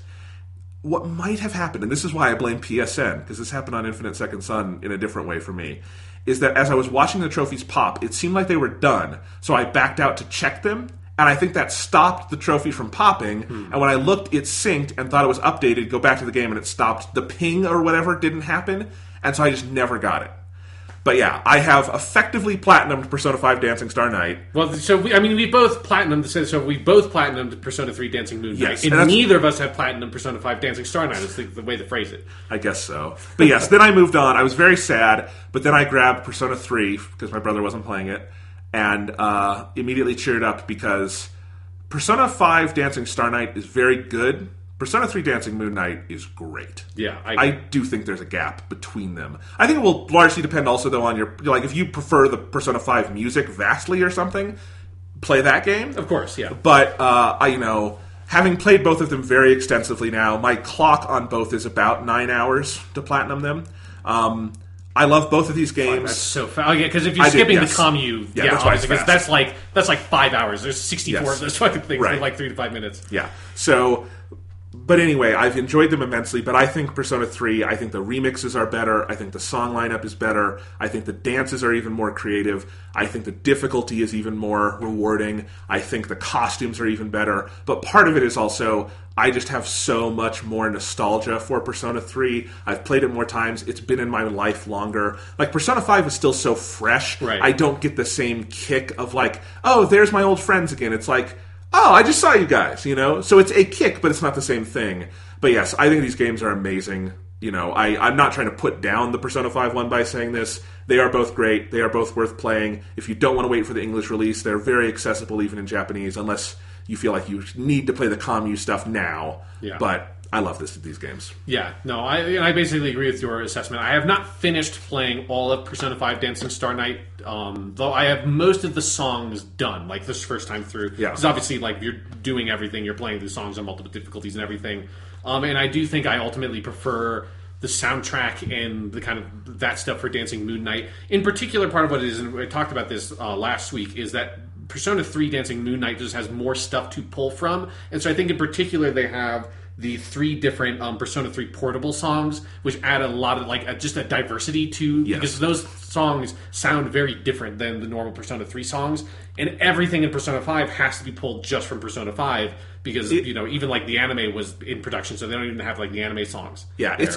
It's a weird sensation for me where, having played both, soundtracks extensively, the 5 one I got a little tired of near the end because it has, so many versions of Last Surprise and Rivers in the Desert, and I love these songs, but that one feels a little bloated, if anything. The 3 one is lean. There is no fat on it, to the point where I wish it had a little more. It does not have any version of Joy or Iwatodai Dorm or some of these songs that I think you could have really made a good dance out of.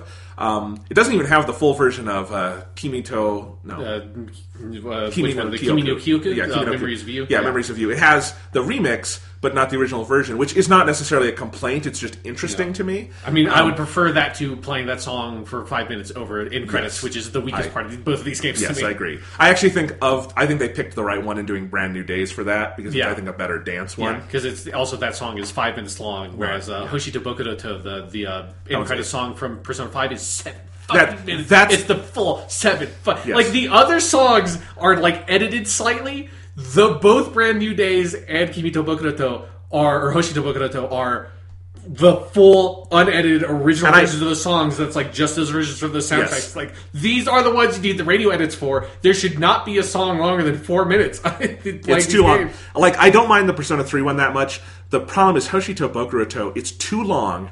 And it's too quiet a song. Yeah. It's very slow. I've tried it several times, and I can't figure out the note patterns like I can with almost every other song, just instinctively. It's hard to hear where they want me to do the beats, because it's such a minimalistic... I love that song. I don't think it should be in this game, maybe? Yeah, that way. The remix is really good. The remix is fantastic. The original version is just I think you could do a radio edit version of it that would work. That's about 4 minutes. Yeah. It being weird. 7 minutes, it's so much. Because I just played it earlier today. It's just fucking, why is this like this in this game? Yeah. But anyway, I guess I'll say this. Persona 3 dancing left me wanting more in the best way. Persona 5 dancing, at the end I was ready to be done with it. So, that's just kind of my general takeaway of, I think the 3 one is... I love pretty much every song. I think it's hit after hit after hit. 5 has a couple of slow spots for me. Okay, cool. Yeah. So again, I've not fully finished all the stuff in Persona 5 because and one of the things I am actually glad that I played the Persona 3 one first and then the 5 one is that it has made the 5 one feel more fresh than I think it would have otherwise. Because one of the things I do really like about Persona 5 Dancing Star Night is the menu stuff and the UI is so flashy, and they do such a good job of translating that from Persona 5, which obviously has such a great, really distinctive UI design. And I did not realize how different the looks of the two games were, because I just assumed Persona 3 Dancing Moon Knight kind of looks like Persona 4 Dancing All Night, just updated. But going to Dancing Star Night, that Persona 5 has such a distinct aesthetic. They do such a great job of translating that. It really is cool, because I honestly didn't think about it until I played 3, because the 5 one is such a dead ringer for Persona 5. They just got it. But I will say, I was kind of equally impressed with the 3 UI in its own way, because Persona 3 is a very old game at this point. It's never had an HD remake Persona 4 The Golden did. So they kind of had to make a UI flavored like Persona 3, but from the ground up. And it looks so good. It's I want that Persona 3 HD remake, where they really bring all that style into a more modern aesthetic, because it looks very good. But yes, the Persona 5 one is, as Persona 5 is, ridiculously stylish. And it particularly made me really kind of nostalgic about... I think one of the things that worked for me is that the fact that I played Persona 5 in Japanese originally. Yeah. The fonts are different between Persona 3 Dancing and Persona 5 Dancing, and the Persona 5 Dancing one is the font they use in Persona 5. Yeah. So it's like the normal text font that's not necessarily flashy, but just the normal one that's on the boxes. They're slightly different. And when I saw that, I'm like, wait, holy shit, this is more different, and the shape of the text boxes are slightly different. Every element of the UI is adjusted between the two games, and I really like that, because it makes them feel more distinct than they otherwise would. Oh, absolutely. It's a really cool thing. They don't feel like one game that got split in two. Right. They do feel like two separate Persona dancing games. I think you could question whether they are worth full $60 They games. should be $40 each, I think. They should be 40. And who knows? The English version, that might be what they do. Who knows? Right. Japanese games are just expensive. Yeah. So, yeah. Did you see the digital version of this box set, which I don't even think has the soundtracks, is 180,000 yen? No. It's that 18,000 yen. Sorry. Yeah. No, am I right? Yeah. I can check.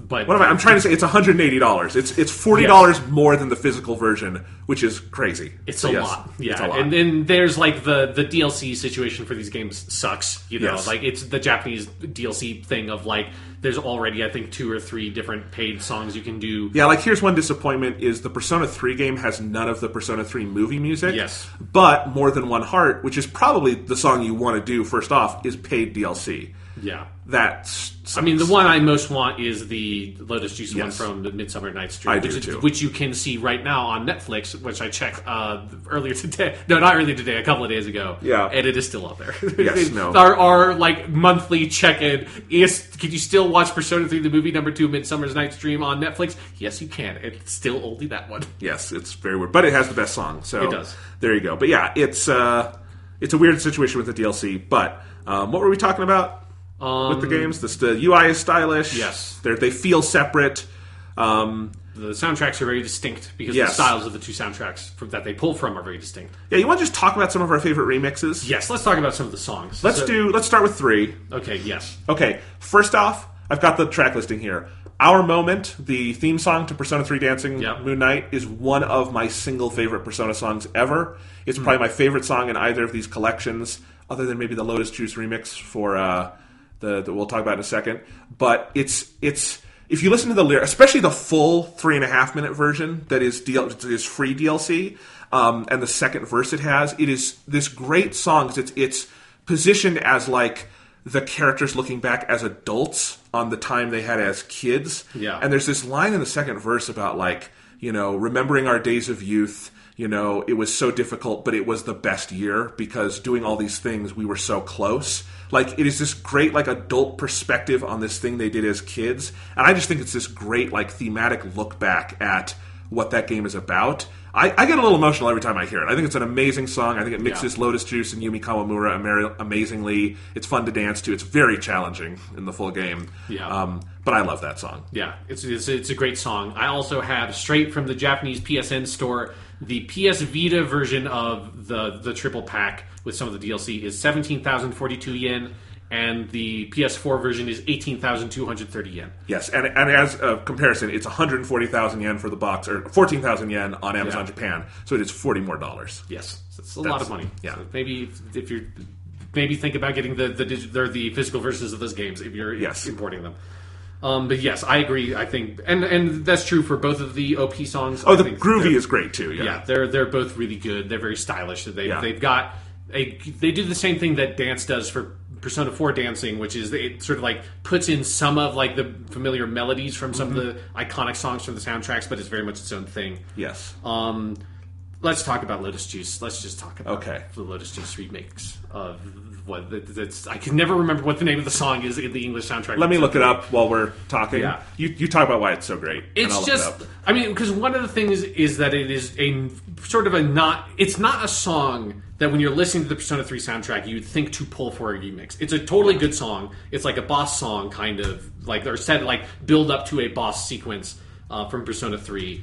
But it just lets Lotus Juice just fucking go wild with this song. And I think one of my favorite things about it that I appreciate about the best remixes in these games is that it's not just sort of playing the song and then like putting a little like drum beat on it, which is some of like the weaker remixes. It is just totally transforming the song, taking the song as a platform, pulling some of like samples from the song, like the woman who's doing the backing vocals and stuff, but just like going just fucking buck wild with it. Yes, the English translation of the song is a deep mentality. Yes, which is like looking at the kanji. Even if I don't know how to pronounce the first kanji compound, I can tell you that it means deep. Okay, So good. It's deep, like deep consciousness. It is so good. And you're right. And I actually think these two games have more of the remixes that kind of remake the song than the 4 game did. There are some that just completely put the songs in new light. In this case, it's hard to even say it's a remix of A Deep Mentality. It starts that way, but it goes... But once you get 15 seconds in and Lotus Juice just right up in your ear, if you're listening with the headphones, goes, remix. It really is. It is one of Lotus Juice's finest hours. For people who don't play Persona but listen to us talk about it, you might think that our love of Lotus Juice is ironic. No. It is fucking not. He is legitimately one of the best rappers I have ever heard, and when he just gets into a flow and is let loose, it is unbelievable. This one also has lyrics that kind of look back from the perspective of the protagonist who, spoiler, dies at the end of Persona 3, and they're really beautiful lyrics. They also include the word ass spank, which is amazing. But it is, and self-inclined Spartacus again. So don't good. know what it means. And then the second half of the song, when it gets into the deep beat that's going on, because it also in the game is so fun to play. And I also want to say this. I think I've shared this on the podcast before. I know I've told you and my brother this, that for years, and this is just since I played Persona 3 the first time in 2012 or 2013, whenever I hear Lotus Juice, the person I see is Junpei from Persona 3. I see Junpei doing the rapping. It's impossible for me to get that out of my head. Sometimes you just get those associations, but Junpei is Lotus Juice for me. And you know who does the dance for this Lotus Juice remix? It's true, yes. It's motherfucking Junpei. And when I saw that, I was so excited because you know what, Sean? I had heard this song on the soundtrack before I played the game, and I sat down at about 10 p.m. at night to start playing Persona 3 Dancing Moon Knight, and I played the game on normal, song by song, until I got to this one, and it's in the last batch. I played almost the entire soundtrack in one sitting just to get to this song and see whether or not it was Junpei, and it was, and I felt more vindicated than I have ever been about anything. Yeah. It was great. I mean, when I was listening to it for the first time, I was listening to the soundtrack while walking around, because I also listened to the soundtracks before I got all that far into the game. I think I played the first 4 songs or something, then I took a walk and was listening to it. And when I got there, I got a minute or something into the song, and just immediately it's I don't tweet very often because I think Twitter is awful. I think everything that Twitter does to our society and us as people is terrible. But I have to put this message out into the world that we don't deserve Lotus Juice because this song it's so fucking good. Because there's also 5 songs in one. It moves through all these sequences that build on each other. It's only 3 minutes. Yeah. It's amazing, yeah. It's just a brilliant fucking song. I'm going to look at some other favorites. The Brand New Days remix, the Yuyo Yuppei remix, is wonderful. That's already a great song. I like the bass version of it that's in here. It's the lazy end credits thing, but I think it's the best of those between 3, 4, and 5. Yeah, I agree. Yeah. Because it's a more dance-worthy song than Nevermore or Hoshito Bokuroto. It's also the shortest of all those. Also the shortest, yes. But that remix is great. It really recasts the song in a great new light. It's got a good rock feel to it that kind of picks the song up a bit. Yep. Yeah. The 2 overworld songs, When the Moon's Reaching Out Stars and Want to Be Close, I like both of those remixes a lot. Yeah. They're very good. Particularly When the Moon's Reaching Out Stars is one of my favorite ones to play. Yes. I think it's got a really good beat to it, and I like Yukari's dance there. Yeah. The Deep Breath remix, the Yu Miyake remix, is really interesting because it takes it from being a Lotus Juice song to a Yumi Kawamura song. Yeah. And it's a very, very different version. And on the soundtrack, when I first heard it, I wasn't sure. But when I played it, it plays really well. Yeah, basically, that's true of every song I've played in these games, is that even the ones that when I listened to were kind of iffy when I played them, because when you play them, you see such a different side of the song, and that I appreciated them a lot more. Yeah. I don't love the Mass Destruction remix. I think it's the weakest one. It's because it's all go, go, go, and it never slows down. Yes, it's the antithesis to the Lotus Juice one, of that it never, other than it's got a great opening. The opening to it is fantastic, but then once it gets into the song, it's the same basic guitar riff for the entire song with this big pounding fucking drum line, and once it starts doing that, it never stops doing that for the whole song. Yeah. Bad remix. It is. I do really like playing it though, because I think it has the highest BPM of any song in both games. It's really fast, and I like playing the high BPM songs because it's just all reflex, and I don't have to like the worst. And it's one of the reasons why I don't like these sort of Hoshito Bokuroto stuff, is that if I'm sitting there having to wait for the notes for too long, I get really impatient, and I'm bad at those. Yeah. It's just I want to be interacting with the game, and when you're playing that Master Destruction, it just fucking goes. So it's probably like the biggest delta of any of the songs between the quality of listening to it and the quality of playing it, in my opinion. Also, I think this is hilarious. They made that a Ken song. Yes. And it's just Ken rocking out on his, like... He's got his fucking spear. Yeah, it's great. It's very good. Light the Fire Up in the Night. I really like the remix. I like both the remix, and then they also sort of did a little work to combine the two versions in the normal one that they pull from Persona Q. Both of those are good. That also being another Ken dance, and I like his Ken, the dance where, like, at the beginning, he does a little, like, butt shake, and starts dancing. It's very good. It's very great. I love both of the Velvet Room remixes. Yes. They are amazing, and the one that you do with the four guys doing the group dance. Yes, the battle for everyone's soul. Yeah. Yes. Oh, that's so good. It's very good. But for me, the best dance, and probably actually the one that I enjoy playing the most, is the poem for everyone's soul. That is, I don't know, and don't tell me what it is for Persona 5 because I haven't gotten there. But for at least for this one, Elizabeth's fucking dance is so good. It's so good. And just everything about the Elizabeth character in Persona 3, it's great. In Dancing Moon, is so fucking good. And that dance is both the coolest dance and the stupidest dance. It's like she like waffles between those two places. But the song has just got that. I forget what the musical terminology for it is, but it's that like 1 and 2 and 3 and 4 syncopation. Yes, that. Yeah. It's got that kind of beat to it, and it's like really fun to play. It's kind of hard to get into that rhythm at first, but once you hit it, I really love playing that song. I love having Margaret there as your co-dancer. That's great. Margaret and Labris from Persona 4 Dancing is also there. She can pop up. Oh, I have not seen her yet in that one. Yeah, that's cool. Great. No, that's fantastic. And I have to say, Elizabeth, overall, I did, when I was skipping through the commus, I would often just slow down and listen to... Yeah, because even if you don't know what she's saying, the line deliveries are some of the most absurd acting. She is the most entertaining actress to listen to. Mayumi Sawashiro, who you love. Miyuki Sawashiro. What did I say? Mayumi Samashiro or something. I'm so sorry. I don't mean it. I don't mean to. It's okay. That's the reason why I give the rewards and you don't. Say it again. Miyuki Sawashiro. Miyuki Sawashiro. I will try to remember it this time. She's great. But yes. And also, like, it reminded me of, like, what a good adaptation that was to English. Like, the woman who does her in English does a very good job of that same kind of... She sounds like an insane person, but, like, the most, like, lovable one in the world. And playing it in Japanese, I think, one of the effects they go for, and there's, like, it's really weird, is that she both simultaneously sounds like a very cliche Japanese stereotype of a foreigner trying to speak Japanese, and someone speaking the most like classical formal Japanese that like still exists at the same time on top of each other. And it's such a bizarre effect, and it's something that like it's impossible to sort of describe, and it's possible to replicate. I don't think anybody else could do that performance. No. It's so off the wall and crazy, but it's so fucking fun. Yep. Again, even if you don't understand anything about Japanese, just hearing her talk is entertaining because it's so crazy.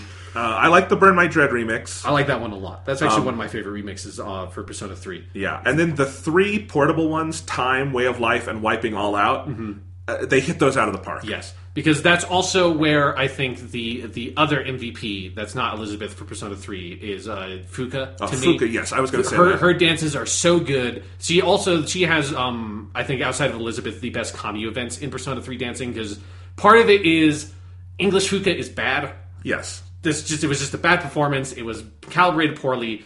Japanese Fuka is really good, and she's not in the movies that much, so it's like she's one of the more sideline characters. So this is the most like experience I have with Japanese Fuka, and she's really good. I love Japanese Fuka, and because she is sidelined a little bit, but she is such a big part of that first movie, and they do her so well. And then there's the scenes with her in like the 4th movie. Anyway, but yeah, it's the one. It's Wiping All Out. Lotus Juice has that lyric about like quarter inch spangles, like 3 dots connect rectangle, and she does she goes up and does the 3 dots connecting. Yes, I love that. Because that's something to talk about. It's true of Dancing All Night, and is certainly true of Persona 3 and Persona 5 dancing, is they do such a brilliant job of finding ways to get these characters like personalities to reflect their dancing style. And it's one of the things I love so much about these games is that I know nothing about dancing, but I am impressed by the choreography and how much of the spirit of the character is reflected. And Fuka's is one of the most interesting because hers is so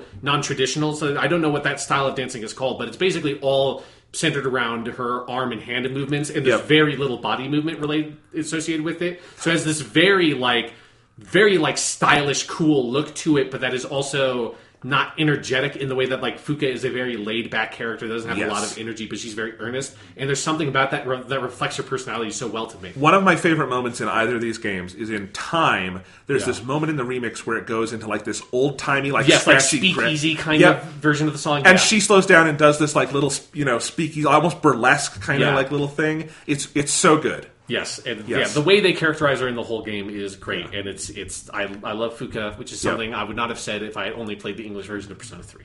Yes, I really liked the Kimi no Kyoku remix. Remix is so good because that's one's done by the man himself, Shoji Meguro, and I do love that Shoji Meguro saved like the juiciest remixes for himself on both soundtracks. Is the Kimi no Kyoku and Life Will Change? Yep, he swiped both of those up. It's like, I'll handle it, guys. Don't worry. Yep, and he did great. It's one of the best remixes. Because honestly, I know that song so well. I started listening to it without looking at the title. Because it's also weird. They spell Kimi out. They don't use the kanji. Yeah. So I didn't recognize it at first, the title. But anyway, and I was like, what song is this? And I'm like, is that... Oh my god, that's it. Because it's on the beat of a different song. It's very interesting how he does it. It's great. Yeah, it's a really elegant... I mean, all the Atlas remixes kind of like privilege a lot of the original track over remixing it very heavily, but some of the other remixes like Mass Destruction is not a huge remix of that song. It is mostly that song with like guitar and drum parts layered on top of it. Yeah. Compared to that, the Atlas ones I think have a very elegant way of like adding to the song without like making you feel like you're listening to something totally different. Yep. And that Meguro's remixes are like that of adding just like a little bit of a like spice to it, kind of changing the order. So like he makes all the choruses come at the end of that song. So you go through the verses and then you go through all the choruses together. Like those little changes do a lot to change the feel of the song in the way that's like feels very elegant to me. It's also so fun to dance to. Yes. And the group, that's the girls group dance for that game, and it's fantastic. Yeah.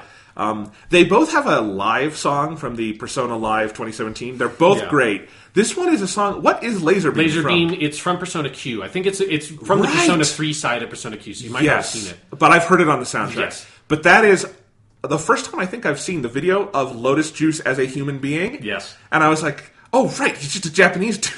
It was like do you want to see a picture of Lotus Juice right now? Because I brought him up on my laptop, and he's a sexy man. He's a sexy man. His hair is bleached because, of course, it is. Yes, but again, I always saw him in my head as an anime character, so to see him as a real person was a shock. But he is just as cool live as he is on the records, and that live song is great. Yeah. It's another one of those. I think it's one of the reasons why I really like the Persona 3 soundtrack more than the Persona 5 dancing one is that you have just a couple of those, mostly spearheaded by Lotus Juice, of surprise pulls that like I would never have guessed ever that Laser Beam would even be on the soundtrack, let alone that's the one they pulled from the live show. But it's such a good pick because it's different, it's got an interesting feel to it, it works well in a live setting, which is also true of Rivers in the Desert. Yeah, is there an album? Features him so well. Do you know if there's an album out of that live show? Because it's there so has to be. good. They always like they always. I might have to import that because that Rivers in the Desert one is my favorite version of Rivers in the Desert. It's very good. Yeah, because that's such a good pull for a live song because it has so much energy to it. It's such that's great. I like that they pull the live versions for these soundtracks because it's way more interesting to me than playing over like the credits video or something, but playing over a live performance of it is interesting and different. I'm fine with that not being a like character dance. Yep. And then in terms of the songs that are not remixed, I love what they do with Burn My Dread, where it's the final big group dance. That's very well done. Yeah. I like that Mass Destruction combines the verses from the base game and the episode Aegis. Yes. When Moon's Reaching Out Stars, the bass version of that, is one of my favorites to play in this game. Yes. And it actually, makes me like that song more than I did in the original soundtrack. There's something else. Yeah, it's really good, and I realized I know that song so well. I King Crazied it on my second time. Nice. Like I just felt it. Yeah, a lot of the original tracks have that feel to it of like, fuck, I just know this song. I can just get into this groove.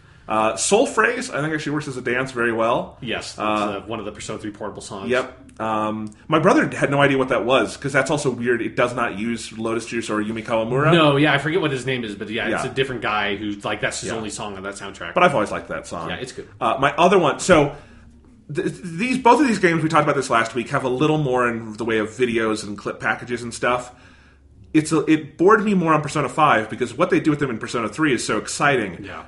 The Burn My Dread Last Battle thing, Yes, clip package they put together for that, and the way they did this neon cutting, flashy editing, it's one of my favorites to play. Yeah, it's basically like an AMV built for it, with the cutscenes from the game, and it's one of the things that makes you appreciate how weird and sort of just odd the direction for those cutscenes were in that game. That they come across really well in that format, and they're visually interesting enough to carry it. Yeah.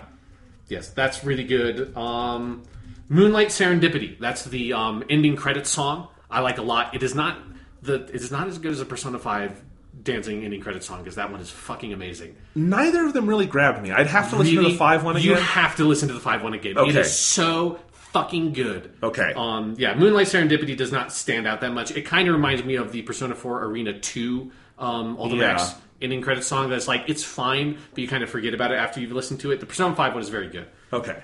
I will keep it in mind. I will go back to it.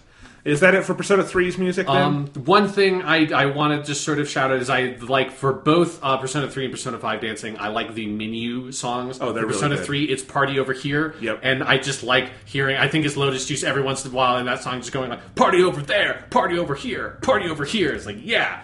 And then Private Room Side Number 2, which is the one that plays when you explore the rooms for the women, is really good. It's my favorite one. I noted that too, yeah. It's just especially because it kind of goes through a full cycle of the song in 30 seconds, then it goes through it again with this little violin backing track. It's really good. It's very good. What do you think of the mechanic of exploring the rooms? I like it. I think it's cool. Something that I haven't done it yet in Persona 5, and I'm looking forward to it in Persona 5 because you don't ever go to those people's rooms in Persona 5, whereas in Persona 3, it's cool, but those rooms are featured in the game, so it's not as surprising. And they're also mostly in the Iwatodai dorm. Yes. Which means there's more variety in 5. But it's just such a... I wouldn't have thought that would be in the game, but it's just a cool little thing to get to do. And it is fun to poke around and because they're basically just little dioramas you go around in. Yeah. But, just to see that of course... why am I forgetting his name?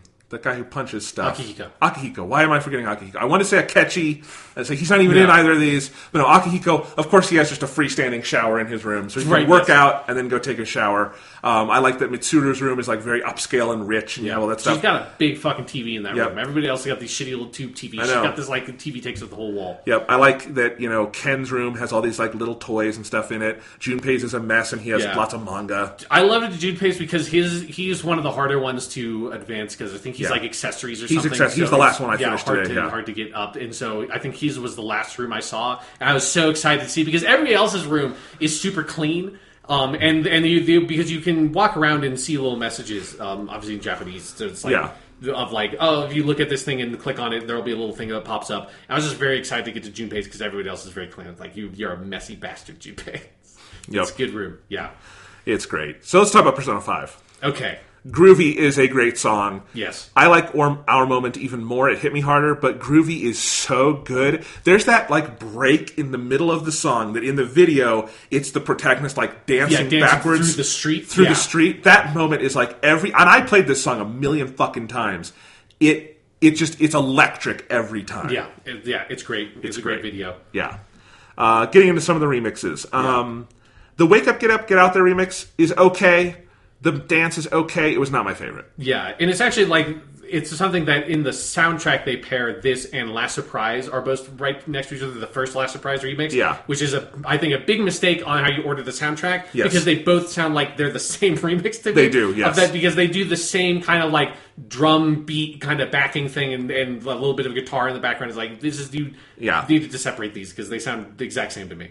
The Beneath the Mask one is good. Yes, that one's very good. I like that one a lot. I love the Whims of Fate one. Yes, that's one of the... And it's something that because when I was first listening to the Persona 5 dancing soundtrack, I was kind of disappointed until I hit the Whims of Fate, and then there's just a really solid stretch there for a couple of songs. It's this soundtrack is also very good. Yeah, Whims of Fate. My favorite remix in this one is Willpower. Yes, the Shacho remix. Yes, it's so good. This is another one that is utterly transformative. Well, because what they've done is they've taken Willpower, which is one of the boss songs, and they've taken the dungeon theme for the space dungeon. Right, and yes, because it's both of those songs put together, because this is a Haru dance, and it's the dungeon where her dad is. That's Right, in the game. But it's an amazing song. It's going to be a theme song on this podcast very soon. I love it to death. I played it over and over. Haru is the equivalent of Fuka in this game to me. Yes, she's got the ballet dances. Yep, and hers are so well. I mean, Haru is already one of my favorite 5 characters, and I think they did such a pitch-perfect job of capturing her character. Really well done, and I love Willpower. I also just love, so for those who don't know, shacho in Japanese means like company president, and so shacho remix every time I see that. And then when it starts playing, like this is a song when again I like take long walks, and so that's when I kind of listen to these soundtracks. And when I got to that, and then it gets to the hey part of the soundtrack and plays that the first time, I hadn't looked at what the song was. I immediately looked down at the song and just said, fuck yeah! Literally out loud, like while walking. I was like, and looked around to make sure nobody was around me. It's like, it's so good. It's got such an upbeat thing to it. Then, especially once it gets to the end and the big, like, sort of melodic guitar solo comes in, and what they do with that is so good. Yes. Fuck, that soundtrack is so awesome. Then we have our first of 3 versions of Rivers in the Desert. Right, yes. Which is probably, that and Last Surprise both have 3 versions, which I think is overkill. Yeah. But I do love Rivers in the Desert. The remix is good, but I think that song is kind of tough to improve on. Yeah, it's a one thing I do appreciate is that it's like a nice condensed version of Rivers in the Desert. Like it's 2.5 minutes. Yeah, it doesn't do that much to change the song. It sort of throws a little bit of like electronica in there a little bit, but it's mostly like a good like condensed version of the build up and then release at the end where the song just goes crazy, sort of like pseudo dubstep. Yep. Next we have my other favorite remix in this game, Hoshito Bokuroto, the Tofu Beats remix. Yeah. Is so another good handle. Shacho and Tofu Beats. They should make an album together. Indeed. And this one like does so many cool things with the song, but my favorite thing is they build this like new chorus of like scat kind of music out of just random sounds from the singer Lin, and put it all together. It's really good. Yes, and then particularly when the song you get to the end and it's like at the end of like Hoshito Bokuroto, there's like 30 seconds of her just sort of like wailing with the beat, and what they do with that section I think is also really smart. It's so good. Blooming Villain remix is good. Yes, yeah. I like that one. The Life Will Change Meguro remix, you've heard that, right? Yes, of course. Yeah, very good. Yeah, it's very good, of course. And then Rivers in the Desert Live is so amazingly, perfectly wonderful. Like Lin is singing like she's being chased. It is amazing. It is like hardcore, out of this world. Yes, it's just an amazing fucking song. It might be the best boss music in any video game for me. Yeah, it is. It's just so good, and it again for a live song, it has the right kind of energy that makes it an interesting version of the song to listen to. Because I'm generally someone who prefers live versions of songs I like, and this is just like, yep, that is. It's because there is something you get an energy with a good live performance that just cannot be replicated in a studio. Yeah, and this one so has that. And the video has a bunch of people dressed up as characters from the game going around doing interpretive dancing, and that is wonderful. Good, yes. All right. We've got... then, so out of the ones that are... Because this one has more of just the bass songs in the game being used as dances. Yeah. And a lot of them I really do like. I love Price as one. Yeah, I have not gotten there yet in my game. I think it's one of the last ones. Price, Life Goes On is cool. Yeah, Life Goes On is very good. Because that's the like test-taking music from Persona 5. That is so much better than that song needs to be. It's crazy. It so is. I really like Keeper of Lust. Like a lot of these like ones that you wouldn't necessarily think they would have brought in, but they did. I think the Rivers in the Desert album one feels a little redundant with the other two, but I do like it. Last Surprise is the one that is the big like burlesque show with all the girls, and I do think it's uncomfortably fan servicey. I have not gotten there yet. Okay, sorry if I spoiled it. That's fine. Okay, I assumed that there was going to be a big dance one with the girls because there was in Persona 3. Yeah. Yeah, so, it's good. Like I said, looking at it, I do think it's a little thin in places. Yeah, I mean, it has, like, 3 fewer remixes than the Persona 3 one. Yeah. So. And you have not played the big last song yet, so I'm not going to talk about that. Nope. It's good, though. I don't like the full Hoshito Bokuroto. It's too much. So long. It's so long. And then One Night Break is the closest song, which you say is great. It's so good. And I'm sure it is. I wonder why. I think I only played that one once. Yeah, so it's got such a good hook at the beginning. Mm-hmm. It's great. Climb the Stage Together is also the MIDI music very good. Very and I just good. like hearing Lynn go, climb the stage together. And it's like, I don't know why they put those lyrics in the songs, because they just kind of say it over and over again. The private room music in these is also good. Yes. When you get there. But yeah, these are two solid fucking soundtracks. I think pretty well on par with the Persona 4 one. I think I like the 3 most of all 3 games. Yeah. But man, they did a really good job on all these dancing games, didn't they? One song we overlooked from Persona 3 that I really like is the song that plays when you finish a song. Yes. Because with the Persona 5 one, they just kind of do, I think, what Persona 4 did, which is take the in-battle music and kind of like put a good beat on it and stuff. Yeah. For Persona 3, what is they mix it with... Is it like the full like album version of Want to Be Close or something? I think so. Yeah, so it's like they mix the in battle music from Persona 3 with like the melody from another song, and it's really good. I had to keep like stopping myself to listen to it. Yeah. No. So yeah, but overall, yeah, the soundtracks are great. I do want to shout out the Kamyu events because I think they are so good, and it's obviously something that... Like, I'm excited for the English versions to come out so that you can play them, because the Kamyu events are so much better than they need to be. They do such a good job of capturing the characters, little like personalities and intricacies, playing with them, particularly with these sort of flashier characters like Elizabeth and Futaba from Persona 5 have had some really fun ones. And they're just smartly written. I think, honestly, it's the best...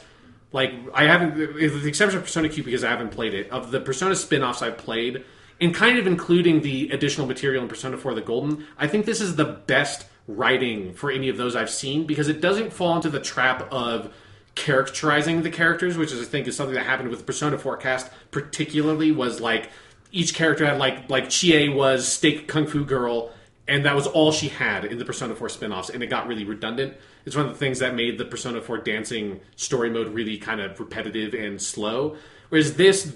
They capture so much more of like the full totality of the characters, and there's a richness to like me doing like with Persona 5 and me playing some of those. Like Ryuji is so refreshing and interesting because it's his full version of his character, and they don't just make him a giant moron, which is what I feel like if it was like the Persona 4 Arena version. He would just be a big idiot, and it would be funny sometimes, and then it would go on and on and on. As like that was funny like the 2 times he did that joke, and then that's the only joke you do. With this, there's a nice balance of humorous ones and kind of like more honest character ones. And the Persona 3 one has ones that like are way sadder than you'd think they'd be, because it's like, I know where this game is going, and there's something so brutal about giving these characters this like one dream that they all have a party together in this dream that lasts forever, but when they wake up they forget it. That's the saddest fucking idea that came out of like this like very crude narrative necessity to justify the game's existence and using the characters,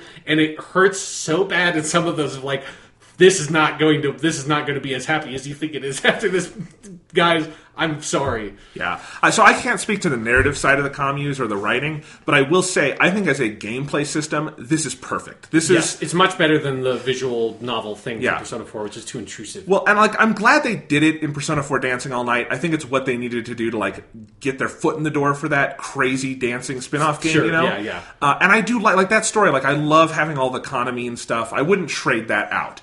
But that also was like, it was a totally separate thing. You barely danced in it. It was like 20 fucking hours long. Yeah. It was just too much. This is perfect, where like the focus is on the gameplay, on the dancing, and as rewards for doing tasks, you get to unlock commu events, and that reward is this meaty 3 to 5 minute little event, and then that will in turn unlock more stuff to go use. So it much more exemplifies the Persona series ideal of story feeding into gameplay and gameplay feeding into story, much more than just a straight up visual novel ever did. And so like, I'm very excited to play the full story stuff, but even without that, it was kind of just like, okay, what task do I have to fulfill? Because it also becomes like this achievement system within the game that tells you kind of how to play it and what to go do, but it also means you can go do it on whatever difficulty you want, in all these different kinds of ways, with all these permutations, whereas Persona 4 Dancing was, you play through really easy versions of the songs for 20 hours, and then you can go dance. Yeah. So I just think they hit the nail right on the head of how to put the story stuff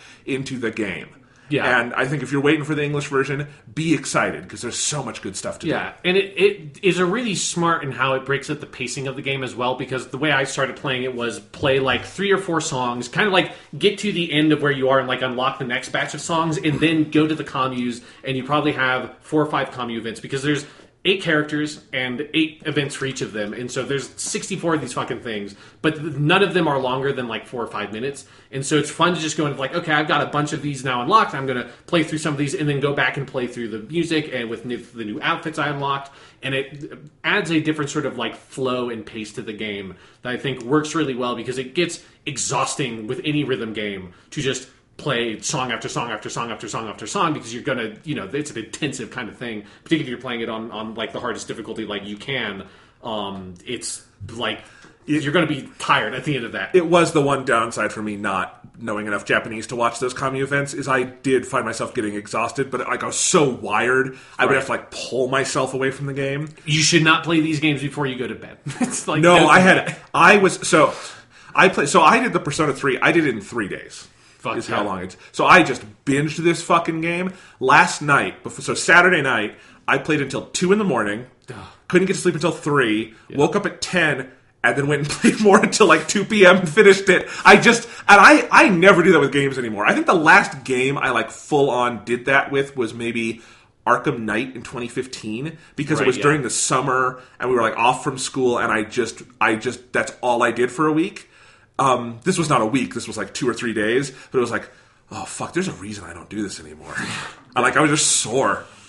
But yeah. Yeah, especially again with a game like this that, like, if you're playing it on the harder difficulties, it is, like, legitimately can be physically taxing. Yes. Yeah. It's so good. All right. Persona's great. We love it. Hopefully we get that English announcement. Is there any chance these just don't come out in English? I don't think so. I don't see any reason why they wouldn't come out. Like, Persona's... Yeah. Like, particularly because Persona 5 was by far the best-selling Persona game overseas. It would be weird to me, especially since Persona 4 Dancing came out over here. Yeah, I would have no reason to think they wouldn't. Every single spinoff has. It's just weird that they're out, and there still has not been even like a little, like, we're going to put them out in the West. Yeah. There's been none of even that. So, I don't know. Yeah, I hope they do, and I will buy them again, and I will platinum them again. I'm excited. Yes, I will probably not buy the English versions. That's completely fair for you. It'd be a bit much. Yes. But it is something that, playing the Persona 3 one with the Japanese characters and everything, I am going to have to play that game again in Japanese now. You should. I should. I am going to, at some point this month, finally go in and play episode Igus. I've tried several times, but hearing Brand New Days again was like, I've never gotten through that whole thing. I need to. We are working on a project of our new top 10 games list, and I feel like I should have that under my belt. So... Yeah, I need to play Persona 3 again. And then it was particularly, I just had this moment playing through one of the Mitsuru Kami events where I was like, I never finished Mitsuru's, because that was the second Persona game I played. So I wasn't the Persona freak I am now that, I played through Persona 5 twice, once in Japanese, once in English, and both times 100%ed my social links and my fucking Persona compendium. I was not that man when I played through Persona 3. I was weak back then. Yes. Now I am strong. Now I would 100% Persona 3. So that's going to be the thing I have to do now. All right. We will see you guys next Monday with the first of 3 E3 podcasts. We will be doing daily Monday, Tuesday, and Wednesday, and then we will die. Yep, E3's on the horizon. Stay safe out there. It's going to be dangerous.